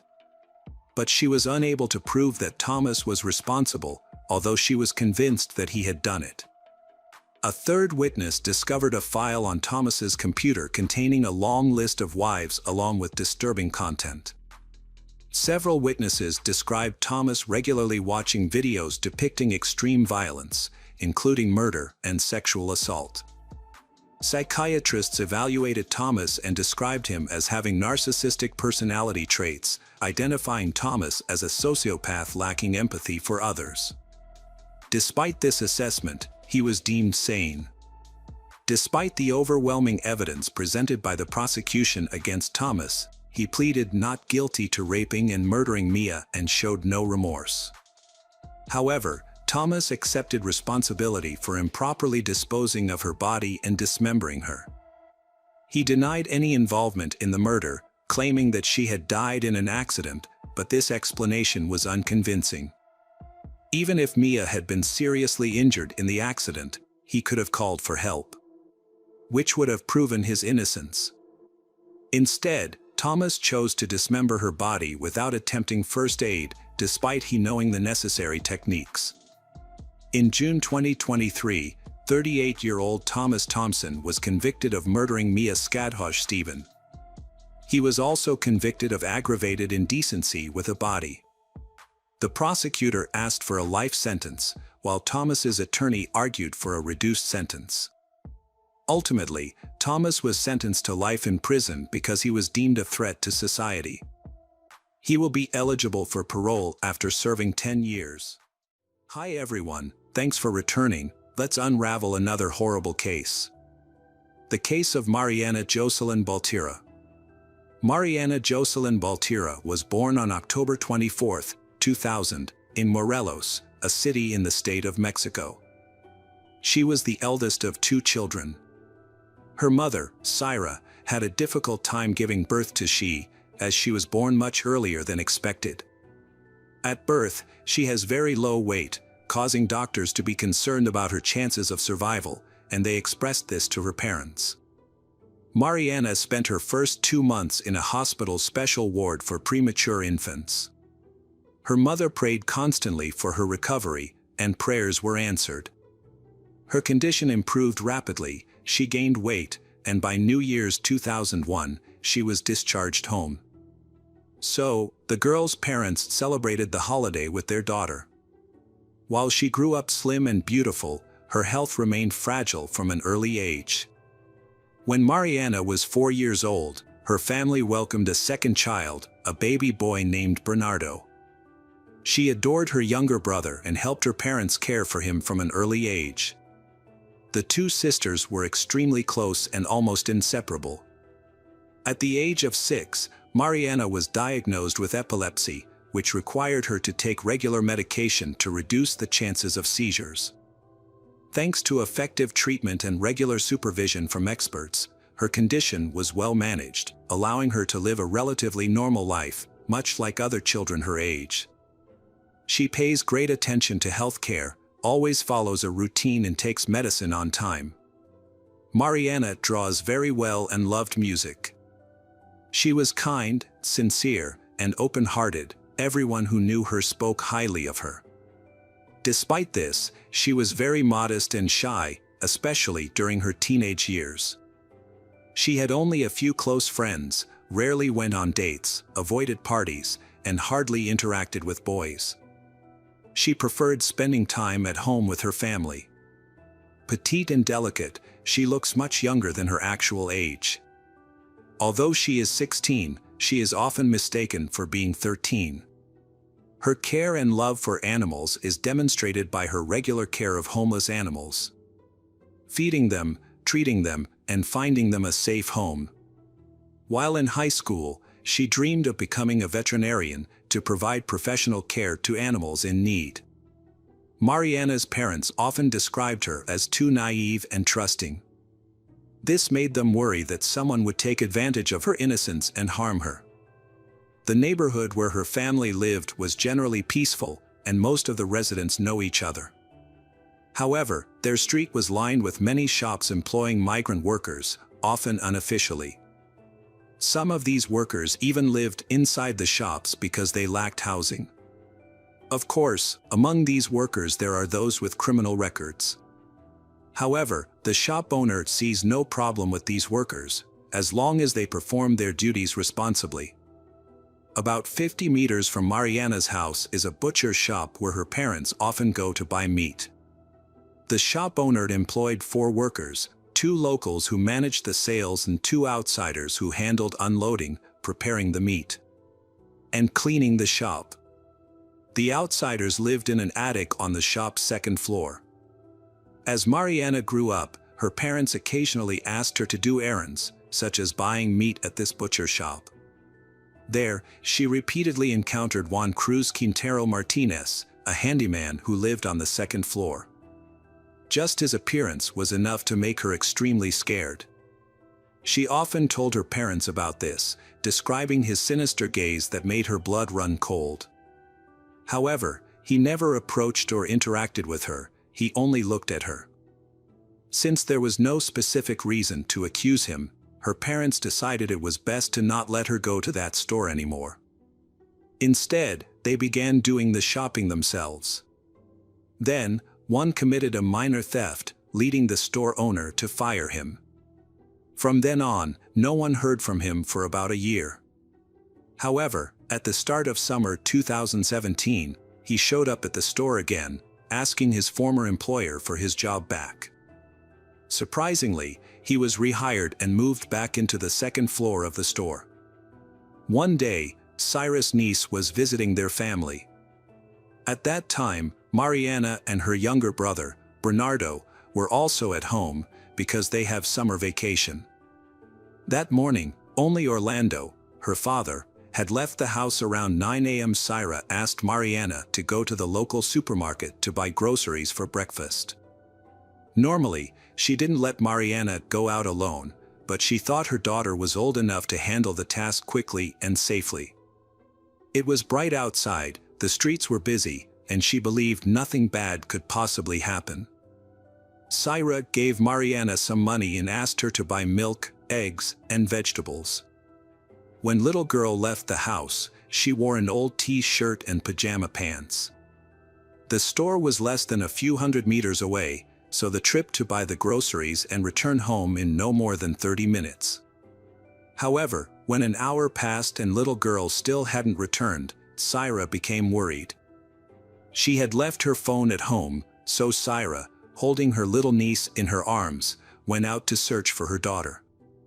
Syra walked to the store and asked the cashiers if they had seen Mariana, a young girl wearing glasses. They told Cyrus that the girl had been there, bought the groceries a couple of hours ago, and left. At that moment, Syra began to realize that something terrible had happened to her daughter. She hurried back home, asked Bernardo to watch over her niece, and went out again to continue the search. Syra began asking neighbors, street vendors, and passers-by if they had seen Mariana. However, the little girl seemed to have disappeared without a trace.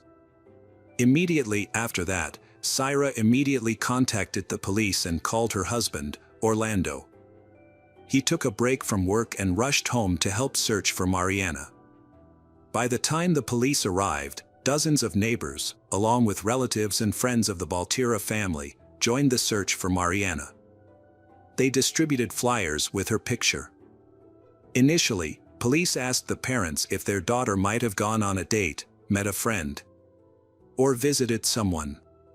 Her parents firmly denied these theories, insisting that she would never leave without informing them, especially since she had gone to the store in home clothes and carry a grocery bag. The area where Mariana disappeared had surveillance cameras, but almost none of them were functioning. Despite searching all day, no clues or traces of little girl were found. As night fell, the initial anxiety and panic turned into despair. The parents began to fear the worst, that their daughter would no longer live. On July 28, around 8 a.m., Mariana's parents received a call from a relative who lived nearby. The relative informed them that several police cars had arrived at the butcher's shop. Then, they quickly got ready and went to the scene. However, the police did not allow them inside, claiming that the situation had nothing to do with their daughter. Despite this, they were still resolutely not to leave. A few minutes later, after inspecting the premises, police officers approached Mariana's father, Orlando, and informed him that the body of a young girl, matching the description of Mariana, had been found on the second floor of the building. The body was lifeless and severely mutilated. Orlando was asked to come inside for identification, but the officers strongly advised against it, warning that the scene was extremely gruesome. When Orlando entered and saw the body of his beloved daughter lying in a pool of blood, he felt like the whole world had collapsed.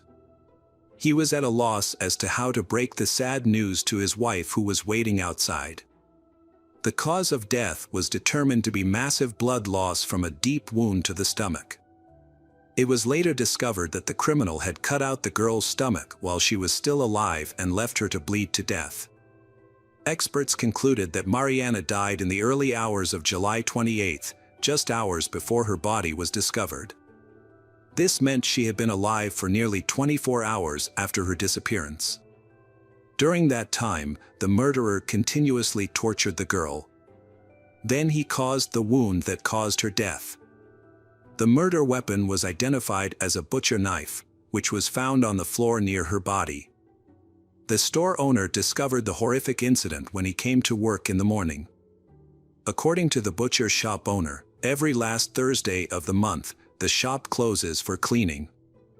On this day, the owner focused on organizational tasks, held meetings with suppliers, and submitted reports to the tax inspectorate. Meanwhile, the employees disinfected and cleaned the premises. On Thursday morning, July 27, 2017, when the owner arrived at the store, he immediately noticed bloodstains on the floor. At first, he thought one of his employees who lived on the second floor might have been injured.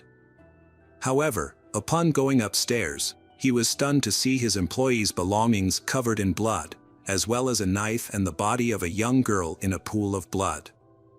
Additionally, a significant amount of money was missing from the cash register, which the criminal had likely taken in fleeing the scene. 2 employees who lived and worked at the store immediately became suspects. However, an hour later, one of them arrived at the store, just as shocked as everyone by what had happened. He said that the day before, he was busy, so he had to go back to his hometown, and the other employee agreed to cover his shift. The police determined his account to be truthful, as there was no evidence placing him at the crime scene. As a result, he was removed from the list of suspects.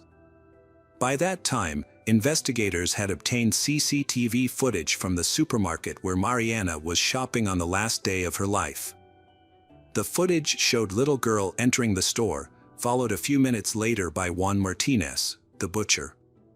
His behavior was unsettling. He appeared to stalk her, like a predator tracking its prey. Without purchasing anything, he left the supermarket shortly after she. After that, both of them vanished. Although there were street cameras in the area, they were not functioning. Additionally, none of the many passers-by or street vendors reported seeing anything unusual. Mariana's parents were adamant that their daughter would never willingly leave with Juan, regardless of what he might have said or done to persuade her. They believe he must have forced the girl into the butcher shop. However, this raised a question: why hadn't little girl screamed or called for help? Once again, no witnesses noticed anything out of the ordinary. In 2015, Juan came under police scrutiny for harassment and causing serious bodily harm. He had started working as an assistant in a butcher's shop earlier that year. According to the shop owner, he was diligent and raised no concerns for a long time. However, in mid-2016, he was caught stealing money and was fired. After losing his job, he moved back to the suburbs to live with his parents. There, he lived with his old and weak mother and his sister, who was her primary caregiver. Juan took advantage of his family, stealing money and belongings from the house. He abusing alcohol and illegal drugs. He frequently physically assaulted his mother and sister. Eventually, his sister, fed up with his abusive behavior, threatened to report him to the police. Because he was afraid of being arrested by the police, he decided to leave home. He went to his old employer, the owner of a butcher shop, and asked to be rehired. The owner agreed, giving him both a job and allowed him to live on the second floor of the store. This happened in mid-June, about a month before a tragic incident unfolded. At first, Juan performed his work diligently. However, about a week later, he meets Mariana, who has changed and matured over the past year. While little girl avoided any interaction with him and never shopped at the butcher shop, he began stalking her, following her through the streets and observing her daily routes.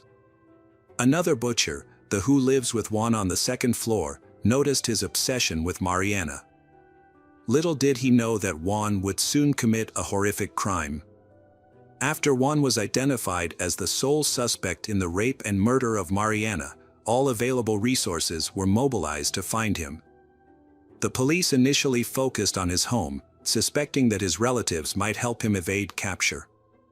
However, his sister insisted that he was not welcome there and explained that he knew his family would immediately turn him in to the authorities. She showed no surprise over the horrific crime he had committed.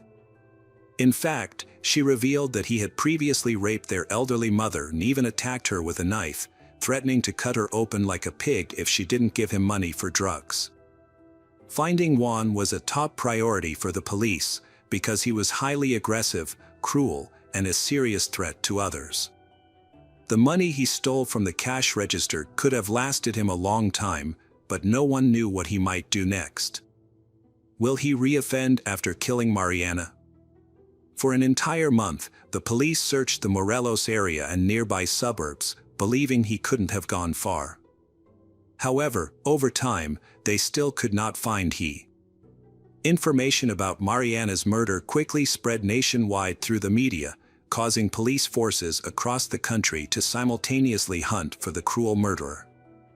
Juan's photograph was broadcast daily on television, printed on the front pages of newspapers, and plastered on streets nationwide with the label "Ruthless Killer" at large. A substantial bounty was offered for any information about his location or help in capturing him, and the reward amount kept increasing.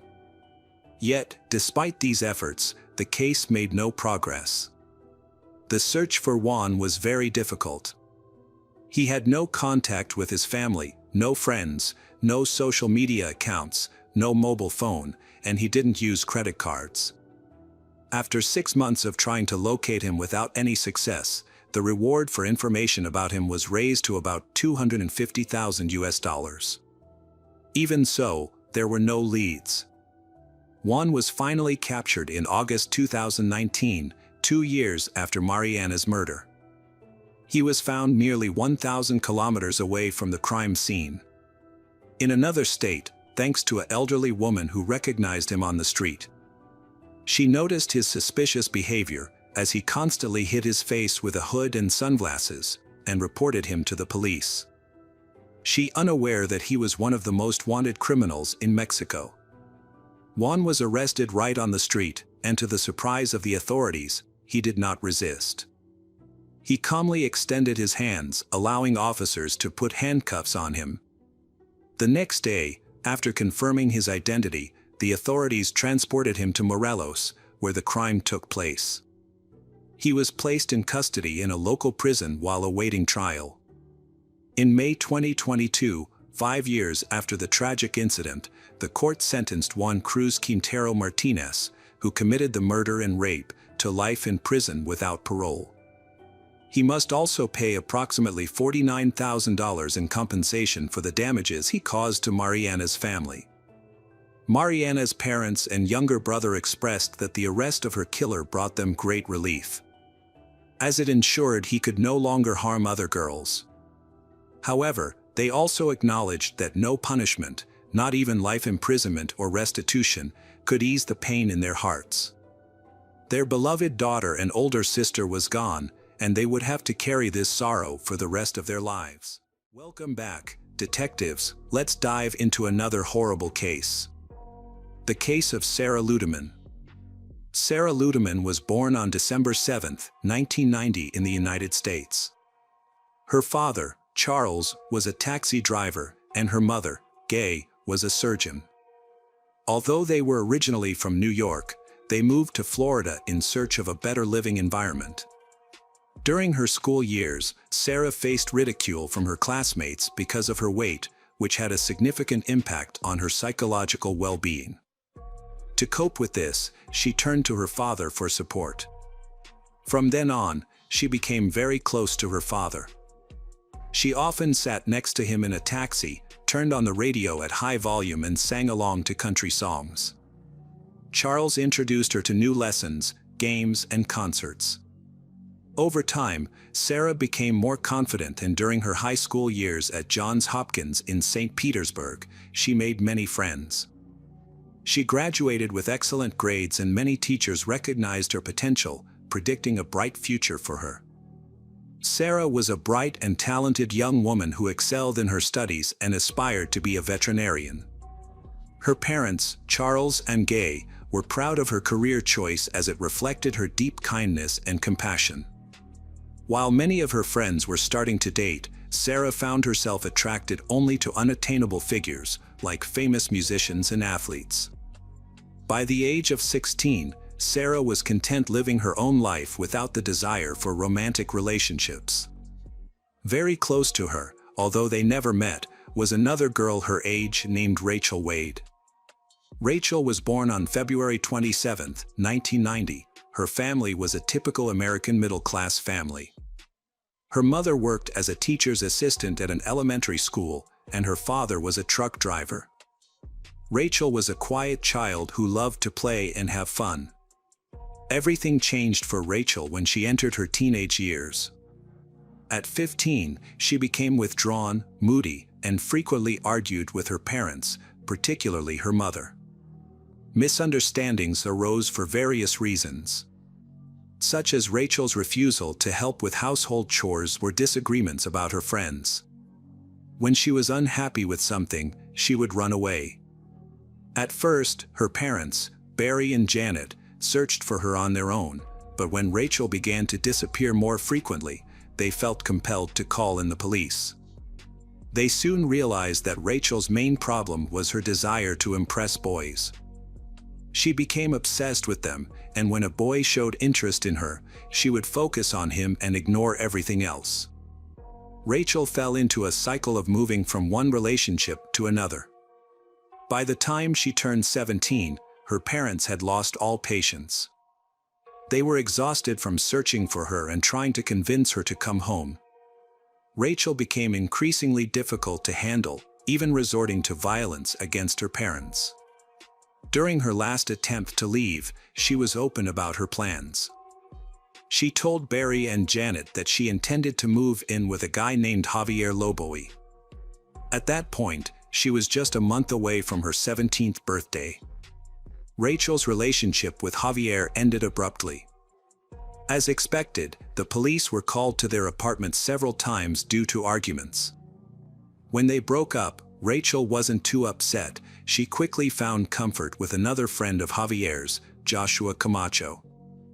Joshua, with sharp facial features, curly black hair, and golden skin that captivated her. He was physically strong and had a way with words. After high school, he didn't pursue further education and instead took on odd jobs. He enjoyed taking selfies, posing with a gun, or showing off a tattoo. Joshua often relied on the girls for support and rarely accomplished anything on his own. Erin Slow Tower, Joshua's ex-lover, became pregnant and gave birth to a child. Joshua took no responsibility for his daughter and did not pay any child support. Instead, he continued to live a carefree life in his parents' house, with no plans for the future.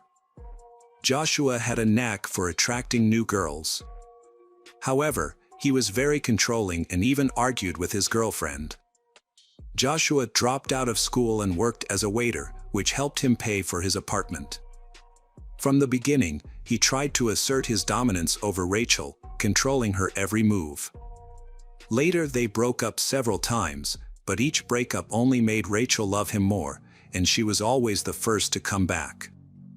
One day, Sarah Ludeman visited the restaurant where Joshua worked, and her life changed forever. She fell in love with him at first sight. Joshua made Sarah feel extremely special. Soon, Sarah mustered up the courage and told her parents about her feelings.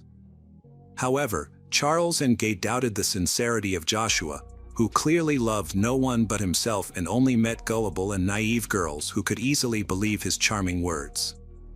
Her parents decided to be patient, hoping that the relationship would eventually end on its own. However, this did not happen.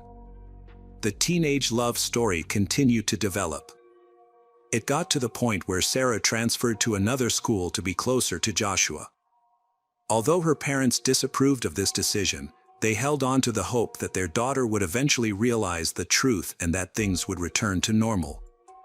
During the first 6 months of their relationship, Joshua and Sarah frequently argued in public, often so violently that the police were called. One day, Sarah got into a fight with Erin, the mother of Joshua's daughter.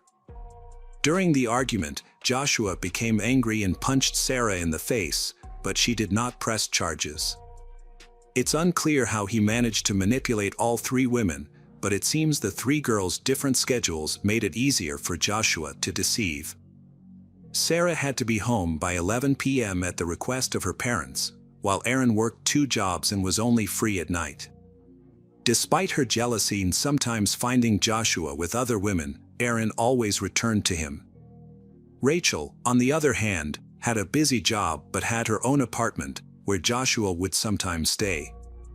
When Sarah and Rachel discover each other, instead of facing Joshua together, they focus on competing for his affection.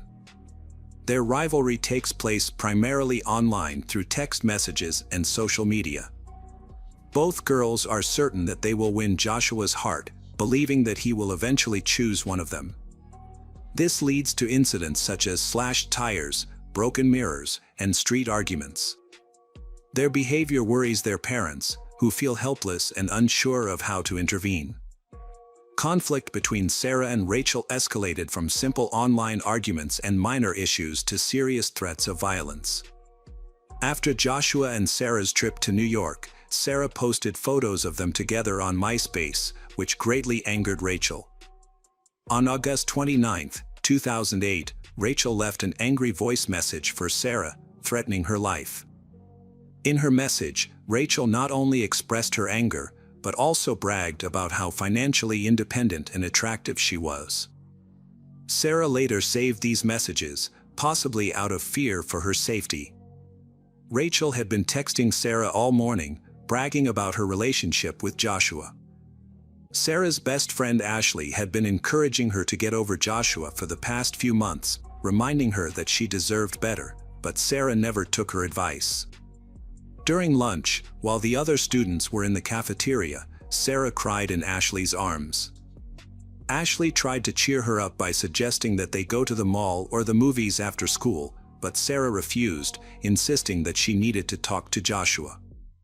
Her situation worsened when she went to Rachel's MySpace page and saw a post in which Rachel expressed her love for Joshua. Although Rachel did not mention him by name, Sarah immediately realized who she was referring to. Frustrated, Sarah sent Joshua several text messages but received no response. She then accused him of ignoring her. Joshua eventually responded but tried to change the subject away from Rachel. After a few messages, Sarah rushed to see him. Meanwhile, Rachel, who had the day off from work, offered to spend time with Joshua, but he refused, saying that he needed to take care of his sister's children. Not believing his excuses, Rachel decides to go to his sister Janet's house to confirm if Joshua is lying. Before leaving, she puts a knife in her pocket. When she arrives, Rachel finds Sarah, Joshua, Janet, and another girl, Gilly, there. Rachel became upset when she saw Sarah's car parked near the house. The girls noticed Rachel passing by the house several times. Rachel then texted Joshua, asking why he was with other women. He responded by telling her to go home, saying that he didn't like her anymore.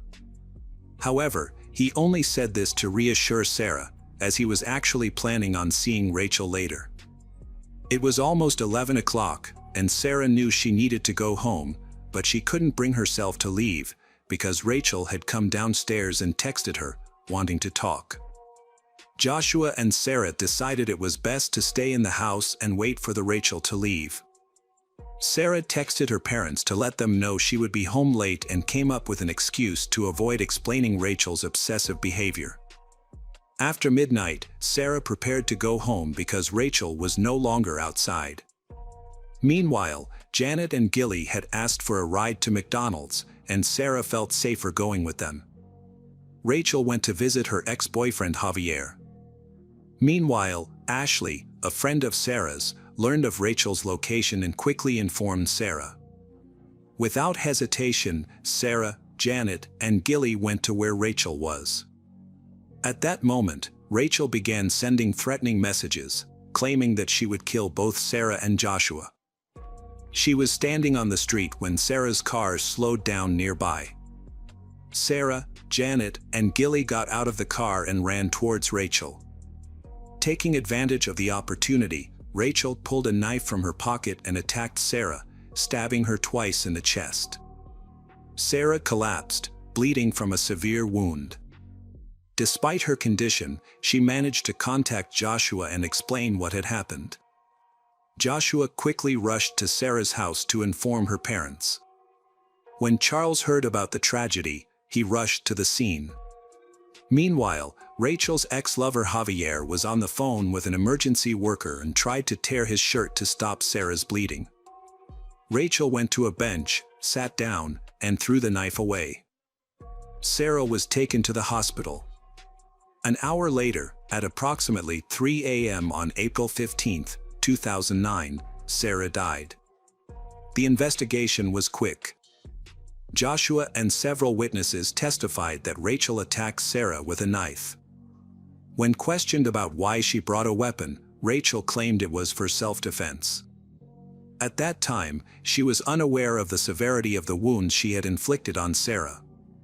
The officers asked if Sarah was armed, and Rachel answered no. She maintained that she had not meant to harm Sarah and was actually trying to escape from her. After a lengthy interrogation, the police informed Rachel that Sarah had died from her injuries. This news caused Rachel to faint. Police used witness testimonies to piece together what happened. Consequently, Rachel was officially charged with second-degree murder and taken to the county jail with a bond set at $500,000. Despite this serious situation, Rachel did not fully grasp the gravity of her circumstances.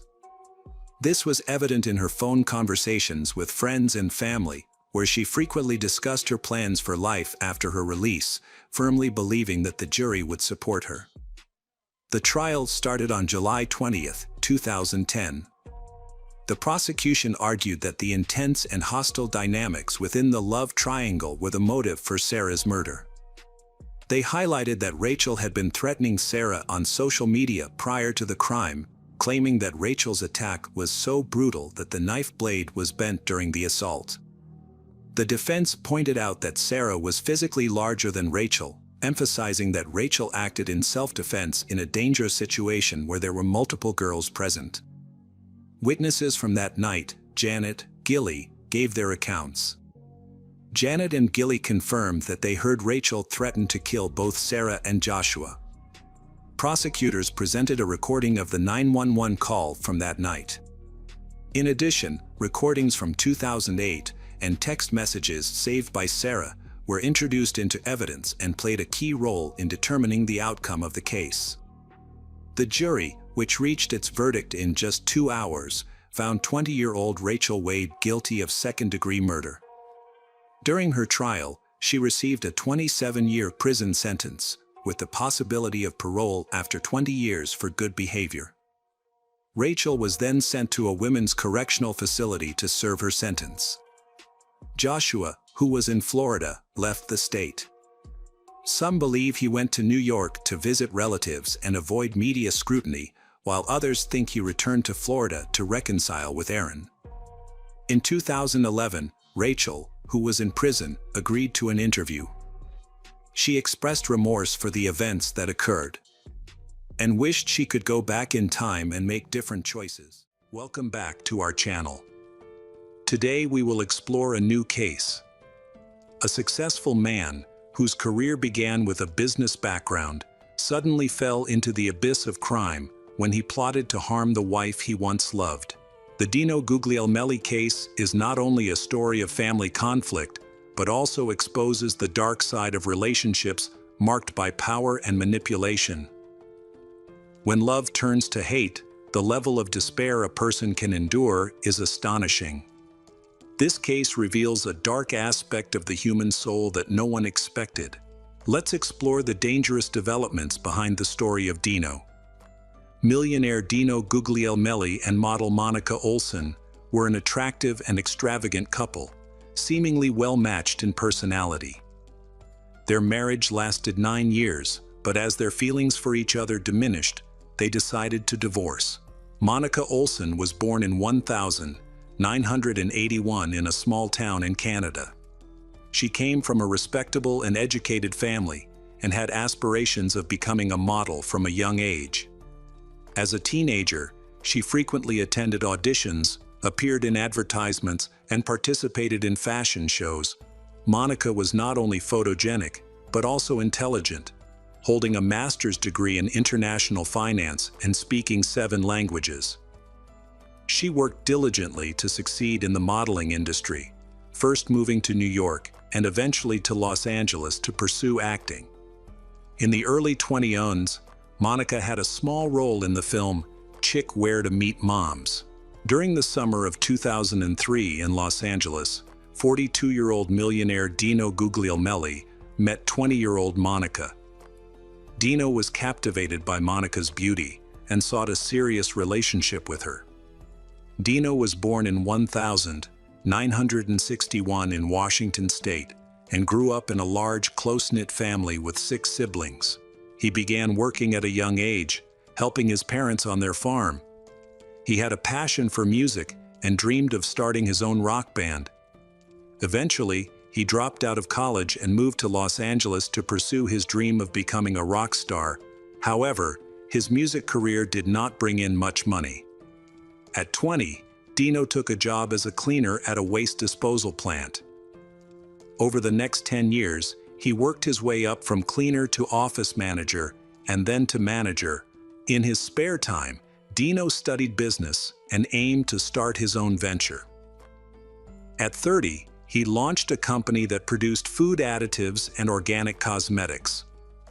He believed that everyone wants to look young and healthy for as long as possible. His confidence in his business idea paid off. It became quite successful.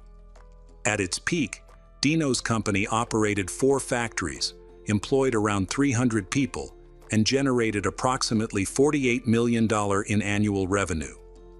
He enjoyed a life of luxury, owning expensive real estate and cars. Dino was previously married and had a son and a daughter, but his first marriage ended in divorce. At 42, the millionaire met Monica and fell in love with her immediately. He courted her, spoiled her, and showered her with gifts. After 6 months of dating, they went to Italy, where he proposed unexpectedly. Despite their age difference, Monica agreed to marry him. In 2004, they had a luxurious wedding in New York, and both radiated happiness. However, Dino's relatives were suspicious and thought Monica was only after his money. After the wedding, Dino and Monica moved into a beautiful mansion in Valencia, California. Their home was 650 square meters and featured 6 bedrooms, a large kitchen, a living room, and a spacious area for children. The property was over 1 hectare, complete with a swimming pool filled with seawater, a small spa, and a guest house. Initially, married life was very happy for them. They lived with Dino's older children, while he focused on his business and Monica worked as a model. In 2005, when Monica became pregnant, she paused her modeling career. They soon welcomed their daughter, Vendela, and 2 years later, their second daughter, Sienna, was born. Monica was completely immersed in motherhood, but as the years passed, she realized that family was not all she wanted to devote her life to. In 2008, with her husband's support, she launched her own line of organic cosmetics called Skin by Monica Olson.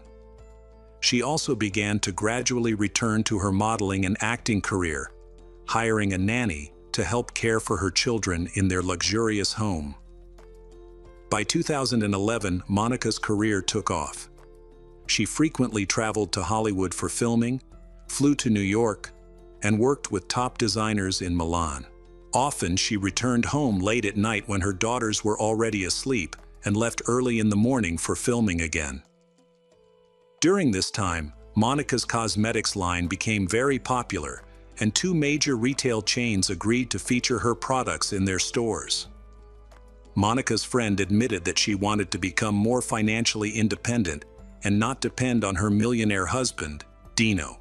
However, Dino noticed Monica's rising fame and became frustrated with her frequent absences. He preferred that she stay home, raise their children, and manage the household. Dino's older brother, Gino Guglielmelli, lived with Dino and Monica for 6 months and noticed issues in their relationship. Both Dino and Monica had strong personalities and were unwilling to compromise.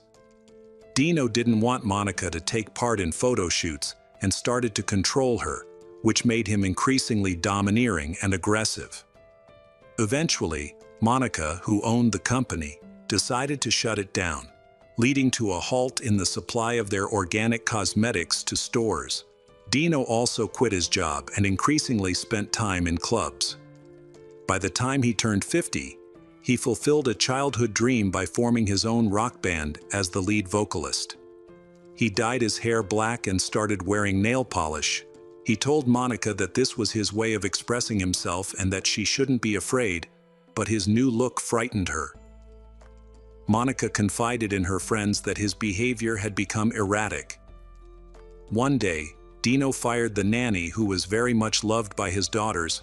He was uncomfortable with how close the nanny was to Monica and felt she was too devoted to her. By the end of 2011, his relationship with Monica had deteriorated. The couple was constantly arguing and could no longer live together. Dino filed for divorce and moved into a guest house on his luxurious property to reduce contact with Monica while still being legally married. During this time, he began dating various women, not waiting for the official divorce. He had several mistresses and was open about his infidelities. Meanwhile, Dino also confided in his friend Rick Furman, a 40-year-old businessman and former military man with connections. Dino expressed his desire to end things with Monica as soon as possible. He and Rick, who were business partners supplying the military with vitamins and nutritional supplements, had developed a trusting friendship. Dino expressed his concerns to Rick about Monica having affairs with both men and women. He criticized her parenting, mentioning her heavy drinking and addictive use. He confided in Rick that he feared losing his assets and custody of his daughters. He was also unwilling to pay Monica the $5,000 monthly child support. He handed Rick a copy of Monica's car keys, along with details of her whereabouts. Dino requested Rick to plant addictives in Monica's car and notify the police, intending for her to be arrested and deported to Canada. Not long after, Dino submitted paperwork showing his company was financially struggling, which led to a reduction in alimony from $5,000 to $2,500. He consulted a divorce lawyer, who recommended that Dino leave Monica alone. The lawyer argued that fighting would ultimately be futile and advised Dino to just pay the alimony and focus on his own life. Frustrated, he remained unwilling to accept losing to Monica. He did not want to give her his daughters, and he did not want to share his business with her. Dino repeatedly asked his friend for help in getting rid of Monica. One day he met Rick and told him that he had infected Monica with HIV, claiming that she was now seriously ill and would soon die of AIDS. This news made Rick smile, and Dino felt happy, believing that this punishment was enough for Monica. However, in early 2012, the situation changed. In January, Dino and Monica had another argument at their mansion, which their daughters witnessed. During the fight, Monica became frightened, took the girls to her room, and locked the door. Unsure of what to do, she called the police for help. However, Dino had already called 911 first, claiming he had been hit in the face and showing the police a photo of small scratches on his neck. The police sided with Dino and arrested Monica, taking her to the police station. She spent a day in a cell with dangerous criminals. Soon, a case of misdemeanor and domestic violence was opened. Later that month, Dino obtained a restraining order against Monica, forcing her to move out of their mansion. Dino's ex-wife, Latia Devine, revealed that during their divorce, Dino accused her of domestic violence and falsely claimed she used illegal addictives. Dino was determined to keep custody of their children and succeeded in doing so. After the divorce, Latia lost custody of the children, the family home, and their joint business that produced food additives and cosmetics. Latia described Dino as calculating, mean, and heartless, believing he had slandered both her and Monica for his own gain. Unlike Latia, Monica decided to fight back. After 13 months, she proved her innocence, was cleared of all domestic violence charges, and was allowed to reunite with her daughters. In a fit of rage, Dino contacted Rick, asking him to make Monica disappear from his life forever. Dino frequently reminded Rick, calling him 5 to 10 times a week, that he needed to eliminate Monica quickly. He wanted it to appear as though she had died due to addictive-related violence. He wished for her death to be painful and brutal, even envisioning her head being severed and her body discarded in a ditch. On October 1, 2013, Dino and Rick met for lunch at a cafe. At that time, Dino knew Monica was on vacation in Mexico. During their meal, Rick informed Dino that he had hired someone in Mexico and that Monica would be dead within a few hours. When Rick questioned how the daughters would cope without their mother, Dino dismissed Rick's concerns, insisting he was a good father and would find them a new caring mother, someone much better than Monica. The friends then talked about payment. Dino promised to pay Rick $80,000 for a planned crime. He wanted to see Monica's murder reported in the newspapers. Their meeting lasted about an hour and a half, but only 15 minutes were spent discussing the crime. After the meeting, Rick said goodbye to Dino and went home.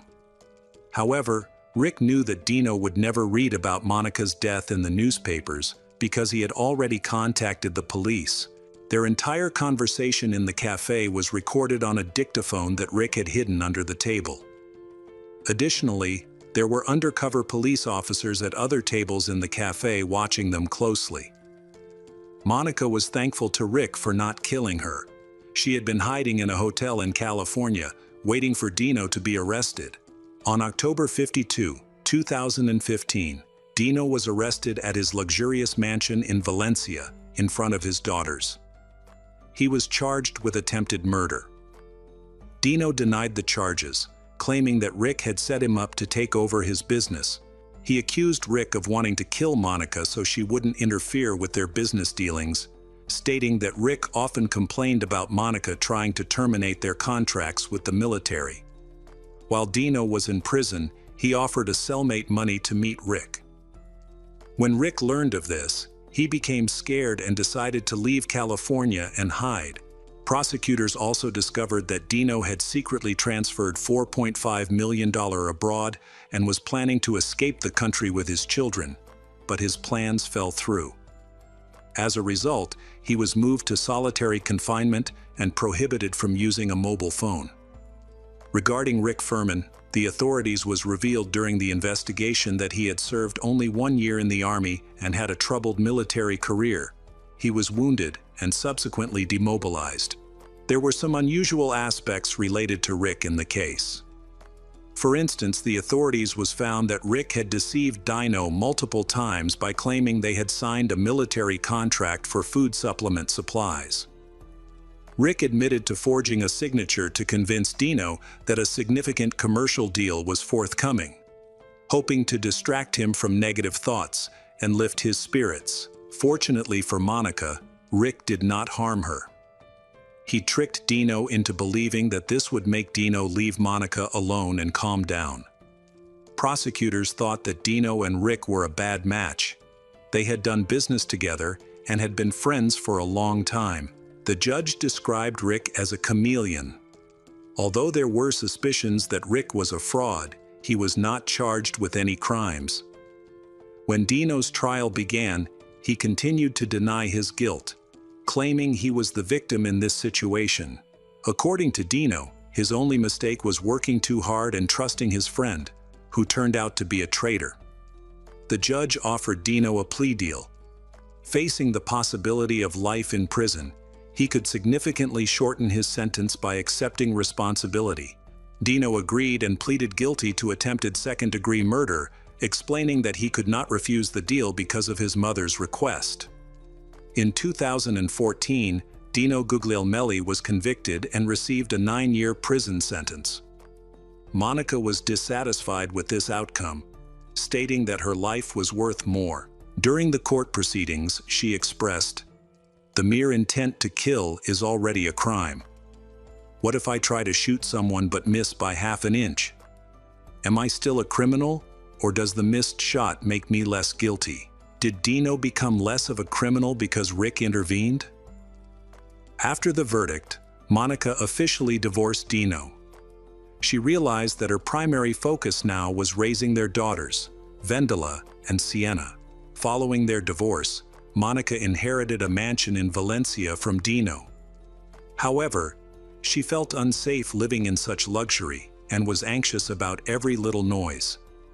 Consequently, she sold the property for $3 million and purchased a more modest home for herself and her daughters.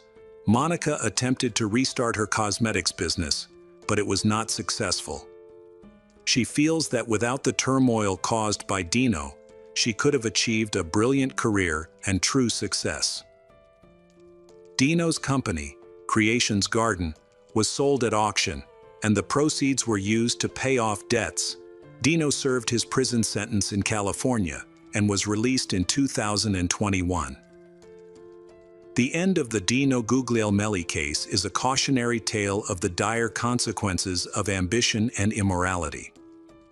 A successful businessman with a multi-million-dollar company, he ended up in trouble with the law when he tried to resolve personal conflicts with violence. This story not only highlights the importance of the law in protecting people from dangerous schemes, but also reminds us that greed and selfishness can lead to the downfall of any success, no matter how great. Welcome back, detectives. Let's dive into another horrible case, the case of Nancy Kissel. Robert Kissel was born on April 21, 1963 in New York. He and his brother Andrew attended technical college and then went on to college in New York. Those who know him describe him as a resourceful person who studies hard and always tries to achieve his current success. In the 1980s, Robert met Nancy, who would later become his wife. After falling in love, they married, and Nancy adopted Robert's last name. She worked as a manager at a taxi company and occasionally took on part-time jobs at a restaurant and bar. Before this, she had worked at a restaurant on Broadway in Manhattan. Robert started his career with a small position in the finance and banking industry. As he gained experience, his career advanced, and his family grew. Eventually, his family had 3 children, making them a family of 5. With the growing family came increasing expenses, including maintenance, including living expenses, tuition fees, and other needs. During this time, Robert received a job offer from the Asian Special Situations Group, which came with a lucrative salary. However, the offer had 2 conditions. He would need to work longer hours, and the family would have to relocate to Hong Kong for the position. In December 1997, the family packed up their belongings and moved to Hong Kong. Life there was drastically different from what they were used to back home, and all 5 family members had to adjust to a new lifestyle. Fortunately, some of the changes were positive. Hong Kong featured superior food quality and a modern transportation system on par with the United States. Initially, the family had to make a lot of effort to stabilize their life, but over time, things started to fall into place. They eventually moved into the largest private housing complex in Thailand. Robert advanced in his career and became vice president of the Asian Special Situations Group. By 2000, he was managing the asset division, earning an impressive $3 million annually. As his career took off, his wife Nancy also found success. She became actively involved in the parent committee at the local school.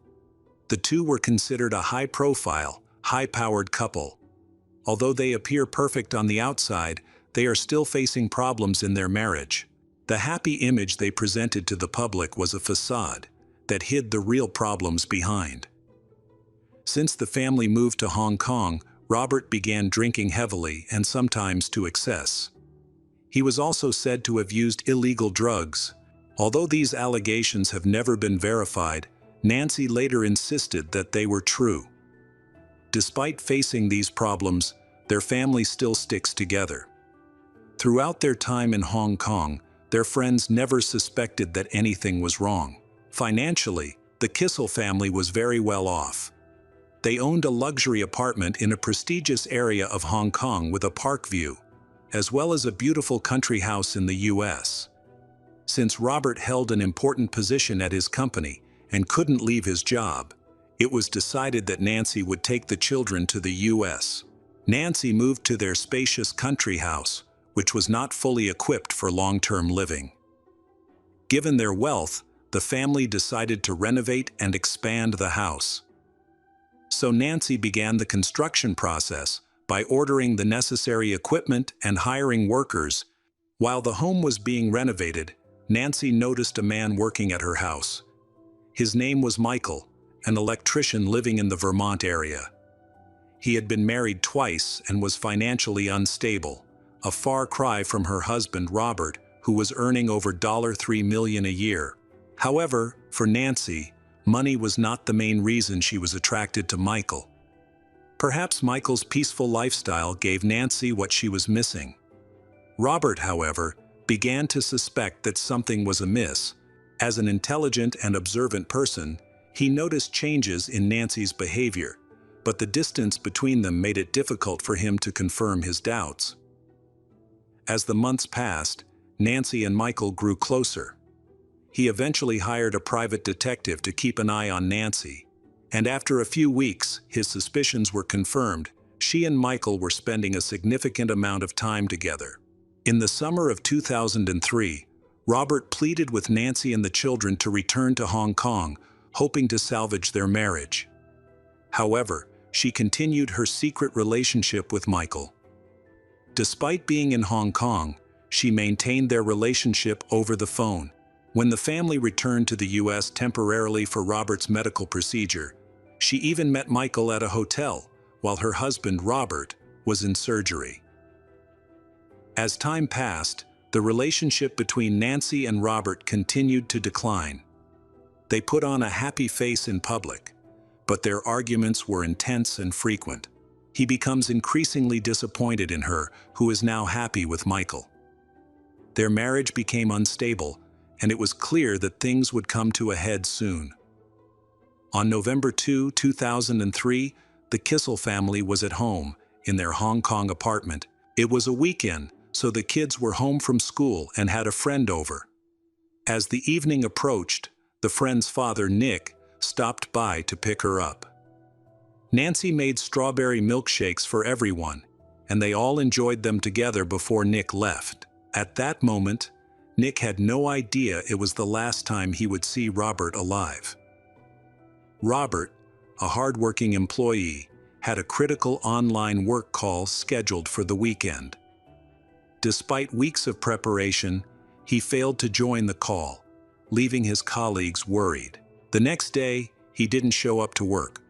The management quickly learned about his absence. The vice president, David, called Robert's home and his wife, Nancy, answered. She said he was having some personal problems. However, David found this explanation unconvincing. As the week progressed, concerns about Robert's disappearance grew, and David decided to report the incident to the authorities. Soon after the report, authorities visited the Kissel residence, where they met Nancy and her 3 children. As anticipated, Robert was absent. The officers began to feel concerned about the situation. Although there were no suspicious signs at first, they still felt something was wrong when looking at the way Nancy acted and talked about Robert. She said she filed a missing person report for Robert that morning and accused him of assaulting her. However, they did not completely believe her story because there were several things that did not make sense. So they decided to a more thorough search of the property. By midnight on November 6, investigators found an important clue. A staff member at the complex said that Nancy had asked for help moving an old carpet into the apartment garage. The carpet was so heavy that it took 4 staff members to move it. These people complained that the carpet had a strong fishy smell. When checking the garage in the storage room, investigators quickly discovered the carpet. Behind the door was a rolled-up oriental carpet, secured with ropes and wrapped in tape. On top of the carpet, there was a pillow and a bag containing simple items. This situation made everyone feel very strange. A few minutes later, as the carpet was unrolled, investigators uncovered the body of a man. His head was covered with a plastic bag, and his entire body had been wrapped in another plastic bag and tied with tape. The body was identified as Robert. Investigators quickly determined that he had been dead for a long time, as the strong smell of decomposition suggested that this was not a recent death. On the night of November 7 at 2:41 a.m., just 2 hours after Robert's body was discovered, police arrested Nancy and charged her with the murder of her husband. Forensic investigators determined that Robert had been attacked 5 times with a blunt object. In his stomach, they found 6 prescription drugs, including a powerful sleeping pill. Notably, 5 of the 6 drugs had been prescribed to Nancy, making her involvement in the crime all the more clear. One bizarre incident occurred after Nick brought his daughter home from the Kissel residence, where they had all consumed Nancy's strawberry milkshake. Nick's wife noticed that he appeared unusually flushed, exhausted, and quickly fell into a deep sleep on the sofa. Worried that he might be unwell, she tried to wake him, but despite shouting and slapping his cheeks, he remained unresponsive. When Nick finally woke up, he was extremely hungry, ate his dinner, and devoured 3 servings of ice cream. Shortly after, he lost control of his bowels and was unable to reach the toilet in time, staining the sofa. He then fell asleep again and didn't wake up until the next day, with almost no memory of the previous evening. He described his condition as similar to experiencing amnesia. Investigators later discovered that before his death, Robert had hired a private investigator to follow Nancy. This included installing spyware on her computer, which exposed her search history. Among her searches were terms like sleeping pills overdose and drugs that cause heart attack. Nancy admitted to these searches but offered an explanation. She claimed she had been researching these drugs for personal reasons. She explained that the stress of work and frequent arguments with Robert had driven her to despair, intending to harm herself. However, she said she didn't want her children to suspect anything and planned to make her death appear as a heart attack. Based on information gleaned from internet searches, Nancy consulted several doctors in Hong Kong and received 5 prescriptions. The list of medications surprised investigators as it included strong sleeping pills, tranquilizers, painkillers, and antidepressants. Nancy's trial began in June 2005. She stated that her marriage to Robert started to decline in 1997 when they moved to Hong Kong. According to her, he began abusing alcohol and drugs during this time, becoming increasingly violent. She said his behavior left her distressed and often depressed. The main question is what happened the night Robert went missing. The prosecution argued that she had been stockpiling various medications for months leading up to Robert's death. On October 2, 2003, she allegedly mixed the drugs into his cocktails. However, it's unclear why she also added the drugs to Nick's drink. What is certain is that she drugged both men. Nick was lucky; he recovered and survived. Robert, on the other hand, lost consciousness on his bed. Nancy then hit him in the head 5 times with a blunt object. Tragically, he died from these injuries, and his body remained on the bed throughout the night. The next morning, she visited a carpet dealer and purchased a large oriental rug. After bringing it home, she used the rug to wrap Robert's body and stored it in a closet for 3 days. Later, she sought assistance in moving the rug to the garage. Nancy, however, tells a very different story. She claims that in the 2 weeks before Robert was murdered, they had been arguing violently about divorce, and that the argument flared up again on the night of the murder. Nancy said that while she was making strawberry milkshakes for her children, Robert approached her and revealed that he had filed for divorce and intended to take the children to live with him. According to her version, he was holding a baseball bat, which made her feel endangered. She picked up a heavy statue for protection and followed him down the hallway. A confrontation began, during which she spat in his face. She alleged that he struck her, and as they wrestled on the floor, he grabbed her ankles. In what she described as self-defense, she swung the statue at him, hitting him. He responded by striking her with the bat. She admitted to striking him several more times, which unintentionally resulted in his death. Nancy stated that she lost her memory due to the shock of the incident and could only vaguely recall her actions afterward. However, her story made many people suspicious. She claimed that she and Robert fought using a bat and a statue, but experts found no dents or scratches on the bat. Additionally, no traces of DNA from either she or her husband, Robert, were found on it, casting doubt on her story. Furthermore, CCTV footage from the following day showed she buying a carpet, and in the video, she showed no signs of injury. Despite these inconsistencies, Nancy maintained her innocence and refused to provide further justification. On September 1, 2005, the court delivered its verdict. Nancy was found guilty of murdering her husband, Robert. According to Hong Kong law, the mandatory sentence for murder is life imprisonment. During her sentencing, Nancy, dressed entirely in black, displayed no emotion. Her case will be reviewed every 2 years, allowing the governing authorities to decide whether to reduce her sentence. Nancy is serving her sentence in a women's prison, a stark contrast to the luxurious Parkview apartment she once lived in. Nancy's lover, Michael, a builder, had called her both shortly before and after the crime, yet prosecutors never considered him a suspect. Although she tried to keep in touch with him, he eventually broke up with her. He later got married and informed she about it, even sending her a wedding photo of him and his wife smiling. After Robert's death, his children were sent to the United States to live with Nancy's father. However, due to his old age, he struggled to care for them. Eventually, Robert's brother, Andrew, took custody of the children. Tragically, in April 2006, Andrew was found stabbed to death in the basement of his mansion in Greenwich. This devastating incident added further trauma to the lives of Robert and Nancy's children. At the time of Robert's death, his fortune was valued at approximately $18 million. His 3 children inherited the entire estate, securing their financial future.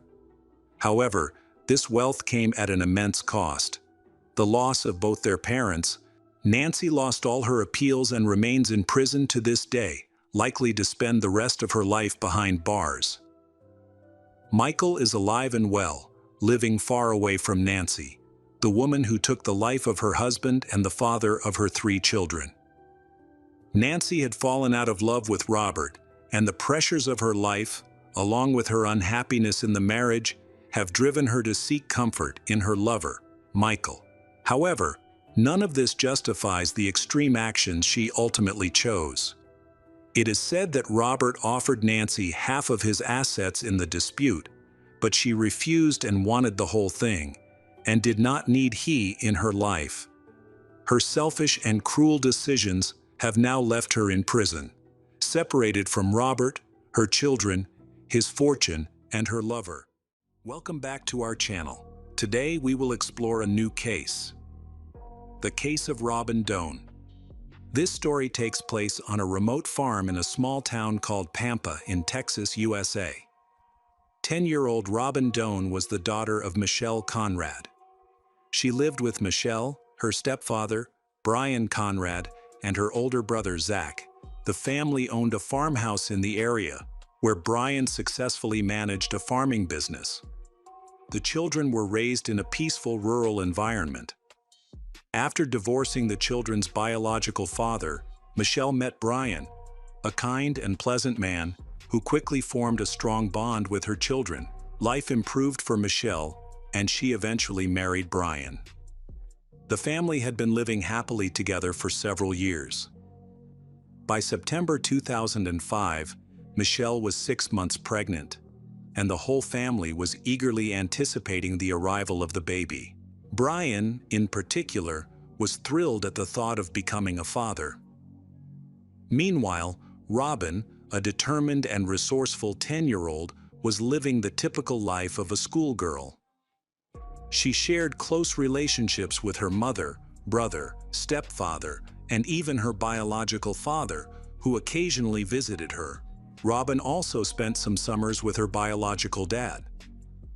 On the evening of September 30, 2005, Robin went to bed as usual, but was suddenly awakened in the middle of the night. At first, she thought she was trapped in a nightmare when she heard her mother screaming and the explosion. It quickly became clear that this was no dream. Something terrible was happening downstairs. Overcome with fear but driven by curiosity, Robin got out of bed and moved to her bedroom door to listen. The sound of heavy footsteps echoed down the hallway, stopping right outside her room. The door creaked open, and Robin quickly leapt back into her bed, her heart racing. She lay perfectly still, trying to suppress her rising fear. Suddenly, the explosion shattered the silence. 2 bullets narrowly missed her, one passing just inches from her left leg and another near the left arm. The third bullet hit a nearby piece of furniture. In the darkness, the attacker didn't realize they had missed her. They then moved to the next room, where Robin's brother, Zach, was asleep. Moments later, more explosions echoed through the house, followed by a faint, heartbreaking cry from Zach. Then, everything fell eerily silent as the attacker left. Robin was frozen with fear, her body paralyzed. She pretended to be dead, using every ounce of willpower to stay perfectly still, too terrified even to breathe deeply, terrified that the attacker might return, notice her alive. In 2.5 hours of panic, she remained in that state, unable to process what had just happened. When she finally managed to summon the courage to move, there were no signs of the intruder. Summoning her strength, Robin cautiously got up. She grabbed her phone and called 911, though every step and movement was filled with dread that the assailant might still be nearby. Her voice trembling, Robin identified herself as a scared 10-year-old girl seeking help. Through tears, she told the operator she was cold and frightened. Between sobs, she explained that she had heard her mother screaming an explosion, but had been too afraid to leave her room to check on her family. She feared the worst, knowing hours had passed without any sound or sign of life from her loved ones. Robin eventually went to the kitchen and gazed out the window, anxiously waiting for the police to arrive. As soon as she saw the flashing lights of the patrol cars, she rushed outside to meet the officers. The little girl, visibly shaken and distressed, was escorted to one of the patrol cars for her safety. Meanwhile, several officers prepared to investigate the house, anticipating the possibility that the attacker might still be inside and ready to confront them. Inside the house, the police discovered a horrifying crime scene. The entire family had been brutally murdered. Brian had been attacked 3 times, Michelle 6 times, and even the family dog had been attacked twice. Robin's brother Zach was killed in his sleep, and one of the bullets struck him directly in the head. Michelle, who was just 2 months away from giving birth, was also tragically killed, and her unborn baby did not survive. Shell casings found at the scene matched a rifle, which was typically purchased through special orders or produced in limited quantities. Throughout this time, Robin remained in the patrol car, waiting for news about her family. She held onto a thin hope that someone had survived. When an officer returned and confirmed that the perpetrator had fled the scene, Robin felt a brief moment of relief. However, the devastating truth about her family's fate was soon revealed to her. Robin began crying again as she fully grasped that her loved ones had been killed. The police informed her that she needed to go to the station to speak with detectives. However, before leaving, Robin asked the officers to help her feed the animals so she could try to calm herself. During this time, she appeared detached from reality. While feeding her goats in the barn, she spoke as though nothing had happened, reminiscing about how she and her brother had won prizes in a competition. But then, she suddenly broke down again, crying as she grabbed one of the officers by the shoulder and desperately asked when her loved ones would come out of the house. The officer had to gently remind her once more that she was the only survivor of the tragedy. Robin was first taken to a nearby medical center for care. The psychologists were assigned to work with her, but this would take time. Doctors examined Robin and confirmed that she was physically unharmed. As a result, the police brought her to the station both to speak with her and to ensure her safety. Meanwhile, detectives understood they were dealing with a dangerous criminal and needed to act quickly to prevent another attack. Robin cooperated with the detectives and provided information to the best of her ability. However, Robin did not witness the events firsthand. Detectives initially suspected that her stepfather or mother might have had a serious conflict with someone shortly before the incident, but this theory was ruled out. Robin denied any such conflicts. Another possibility emerged, that someone in her family might have been involved with dangerous individuals or illegal substances. But Robin dismissed this as well. She couldn't think of anyone who might hate her family enough to attack them with a weapon. Although she described what she heard in great detail, she couldn't identify the attacker. She hadn't gotten a clear look, only catching a glimpse of a dark silhouette. As a result, she was unable to provide any useful description. The only thing she was certain of was that the attacker had light skin. One critical piece of information did stand out. Robin distinctly remembered hearing 15 explosions and confidently reported this number. She later revised her statement slightly, noting that there were clearly more than 10 explosions. When the crime scene was examined, investigators found shell casings confirming that exactly 15 explosions were fired. It seemed surprising that a 10-year-old girl, especially under such terrifying circumstances, could recall this detail so accurately. The situation remained unclear. No motive for the attack had been established, nor had the perpetrator's intentions. It was possible the attacker wanted to eliminate everyone in the household and leave no loose ends. There was even a risk that they might return to target Robin, the sole witness, to complete their plan. For Robin's safety, she will be placed in a specialized center for victims of violence. There, Robin was under the care of her biological father, stepmother, and stepsister, with police officers also stationed at the facility. Now, her father was the only person able to support and help her. He arrived in the middle of the night to pick Robin up, and after her interrogation was completed, they were immediately escorted to the center. Robin was informed that these precautions were necessary for her protection, and she was not allowed to leave the facility. She understood this, as she also herself feared another attack. Despite the restriction on leaving, Robin had to attend her family's funeral. She was allowed to go, but only under police escort. The funeral drew a large crowd from the nearby town, as many people knew the family and spoke about them fondly. In this small agricultural town in Texas, everyone was deeply saddened by the tragedy. For Robin and the mourners, the sight of the 3 coffins at the memorial was unbearable. No one could have imagined that these kind people could die so tragically. Detectives saw the funeral as an opportunity. The time and location of the service were not kept secret. In fact, the police hoped the attacker might show up. If the perpetrator planned to strike again, the funeral would have been the perfect moment. Law enforcement was fully prepared to act, closely monitoring the crowd while keeping a watchful eye on Robin, who was accompanied by her father, stepmother, and stepsister. But the event passed without any suspicious activity. By this point, forensic experts had finished examining the crime scene. They uncovered evidence that might assist in identifying the perpetrator, but no solid leads pointed directly to the murderer. Still, the findings were notable. Inside the house, they found shoe prints, and outside, near the house, they discovered tire tracks. The experts collected all the prints and carefully analyzed the tire tread patterns. Unfortunately, no fingerprints or DNA belonging to the attacker were recovered. The lack of fingerprints led investigators to believe the attacker had worn gloves.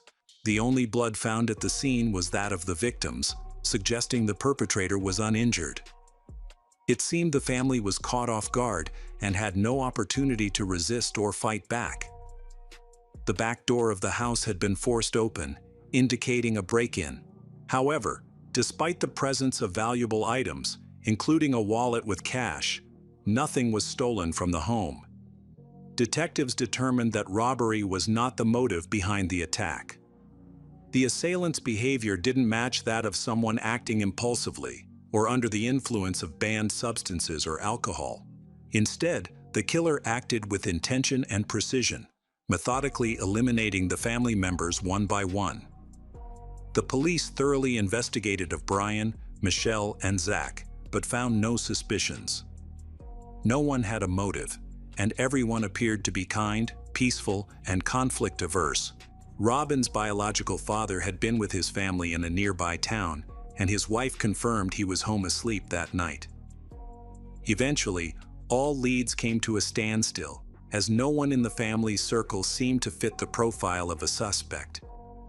However, such a violent act targeting both adults and children suggested the possibility of a strong motive, such as jealousy, revenge, or resentment.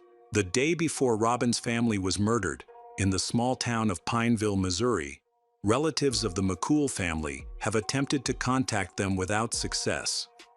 By evening, worried relatives had arrived at the McCool family home.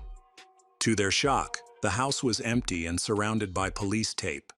A neighbor informed them that a terrible crime had occurred.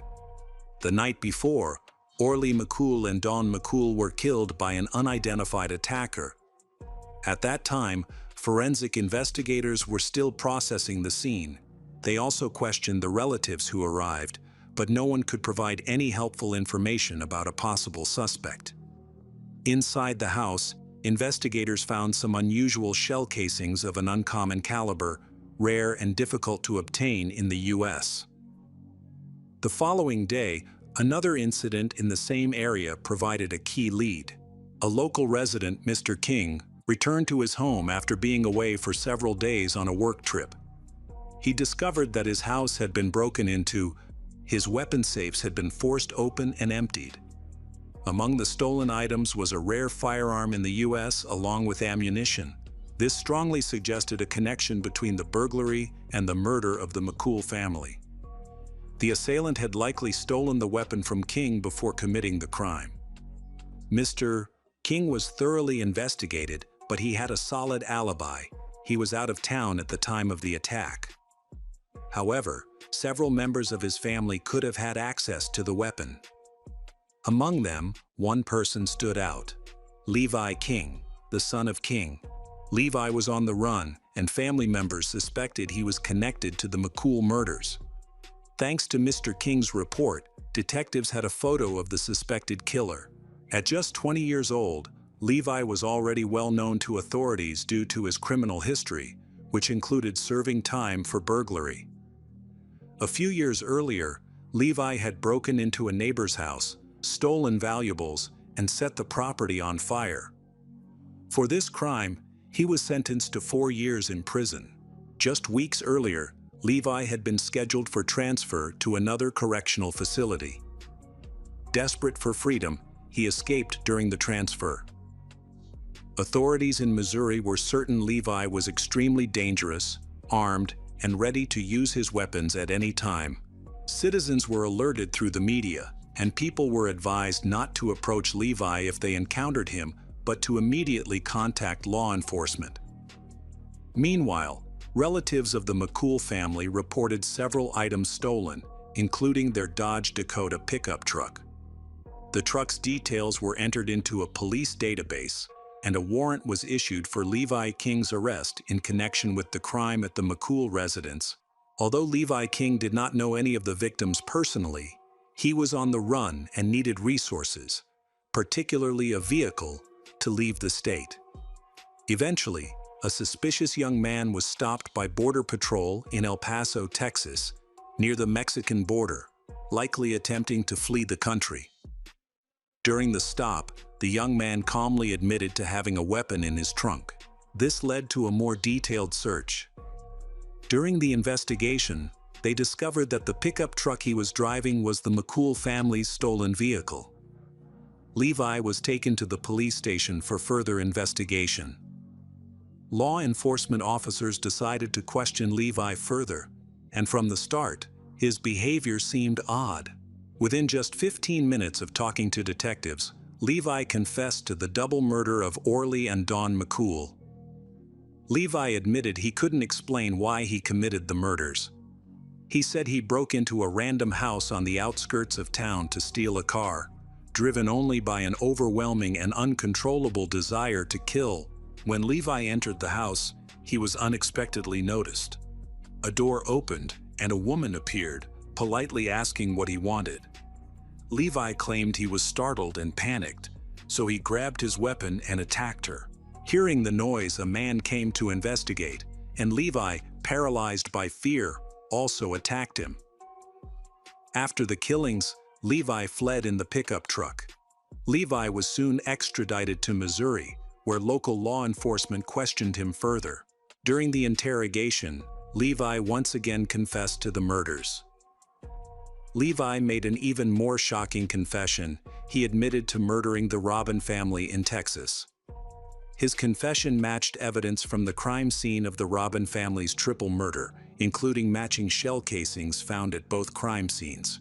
Levi described how he had attacked defenseless members of the Robin family, and upon hearing noises upstairs, discovered others in the house.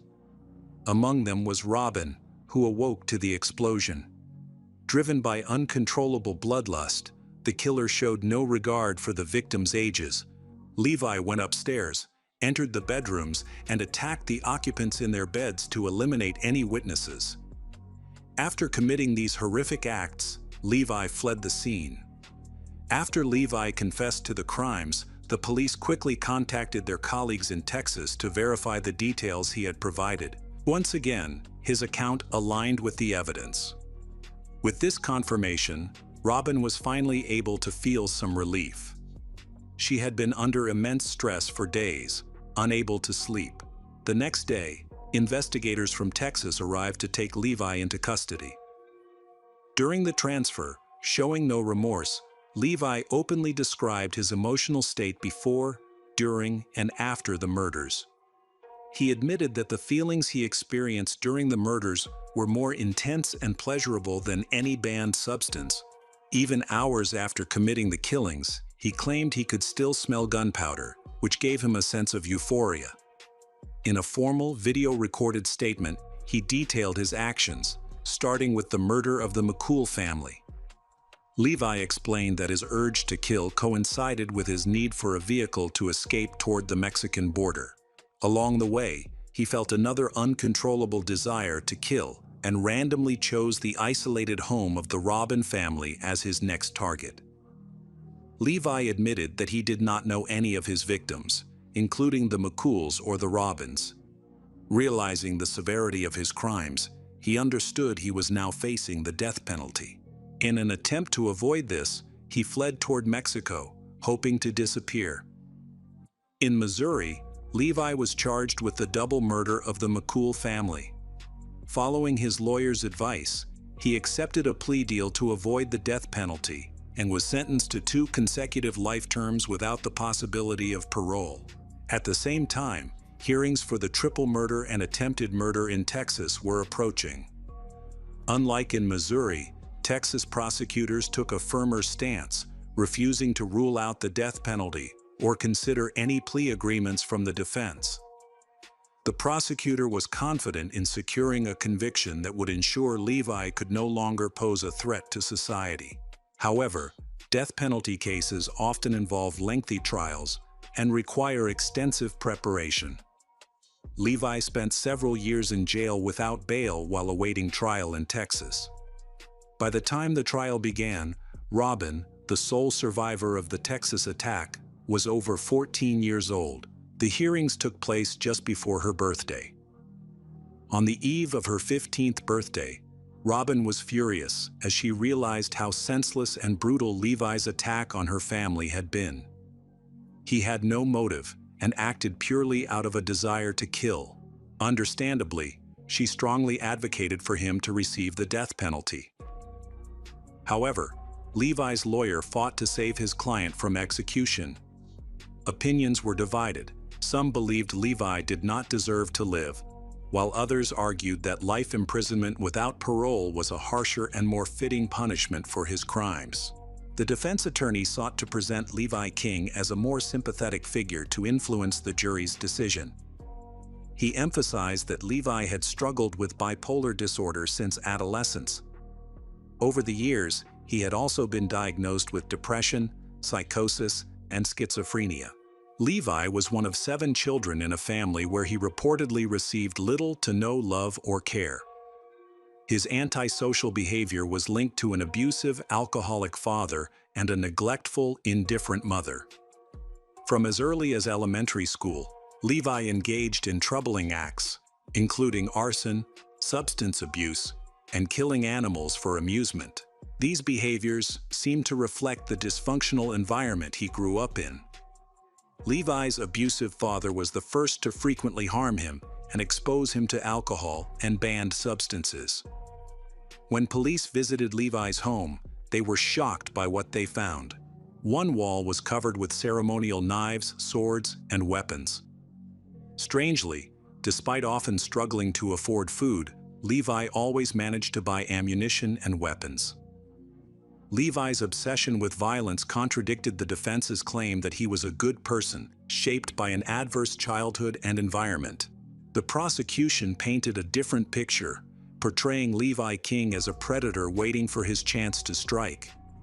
They described him as someone who took pleasure in the smell of blood and gunpowder. The prosecution's main witness was Robin, the sole survivor of Levi's attack.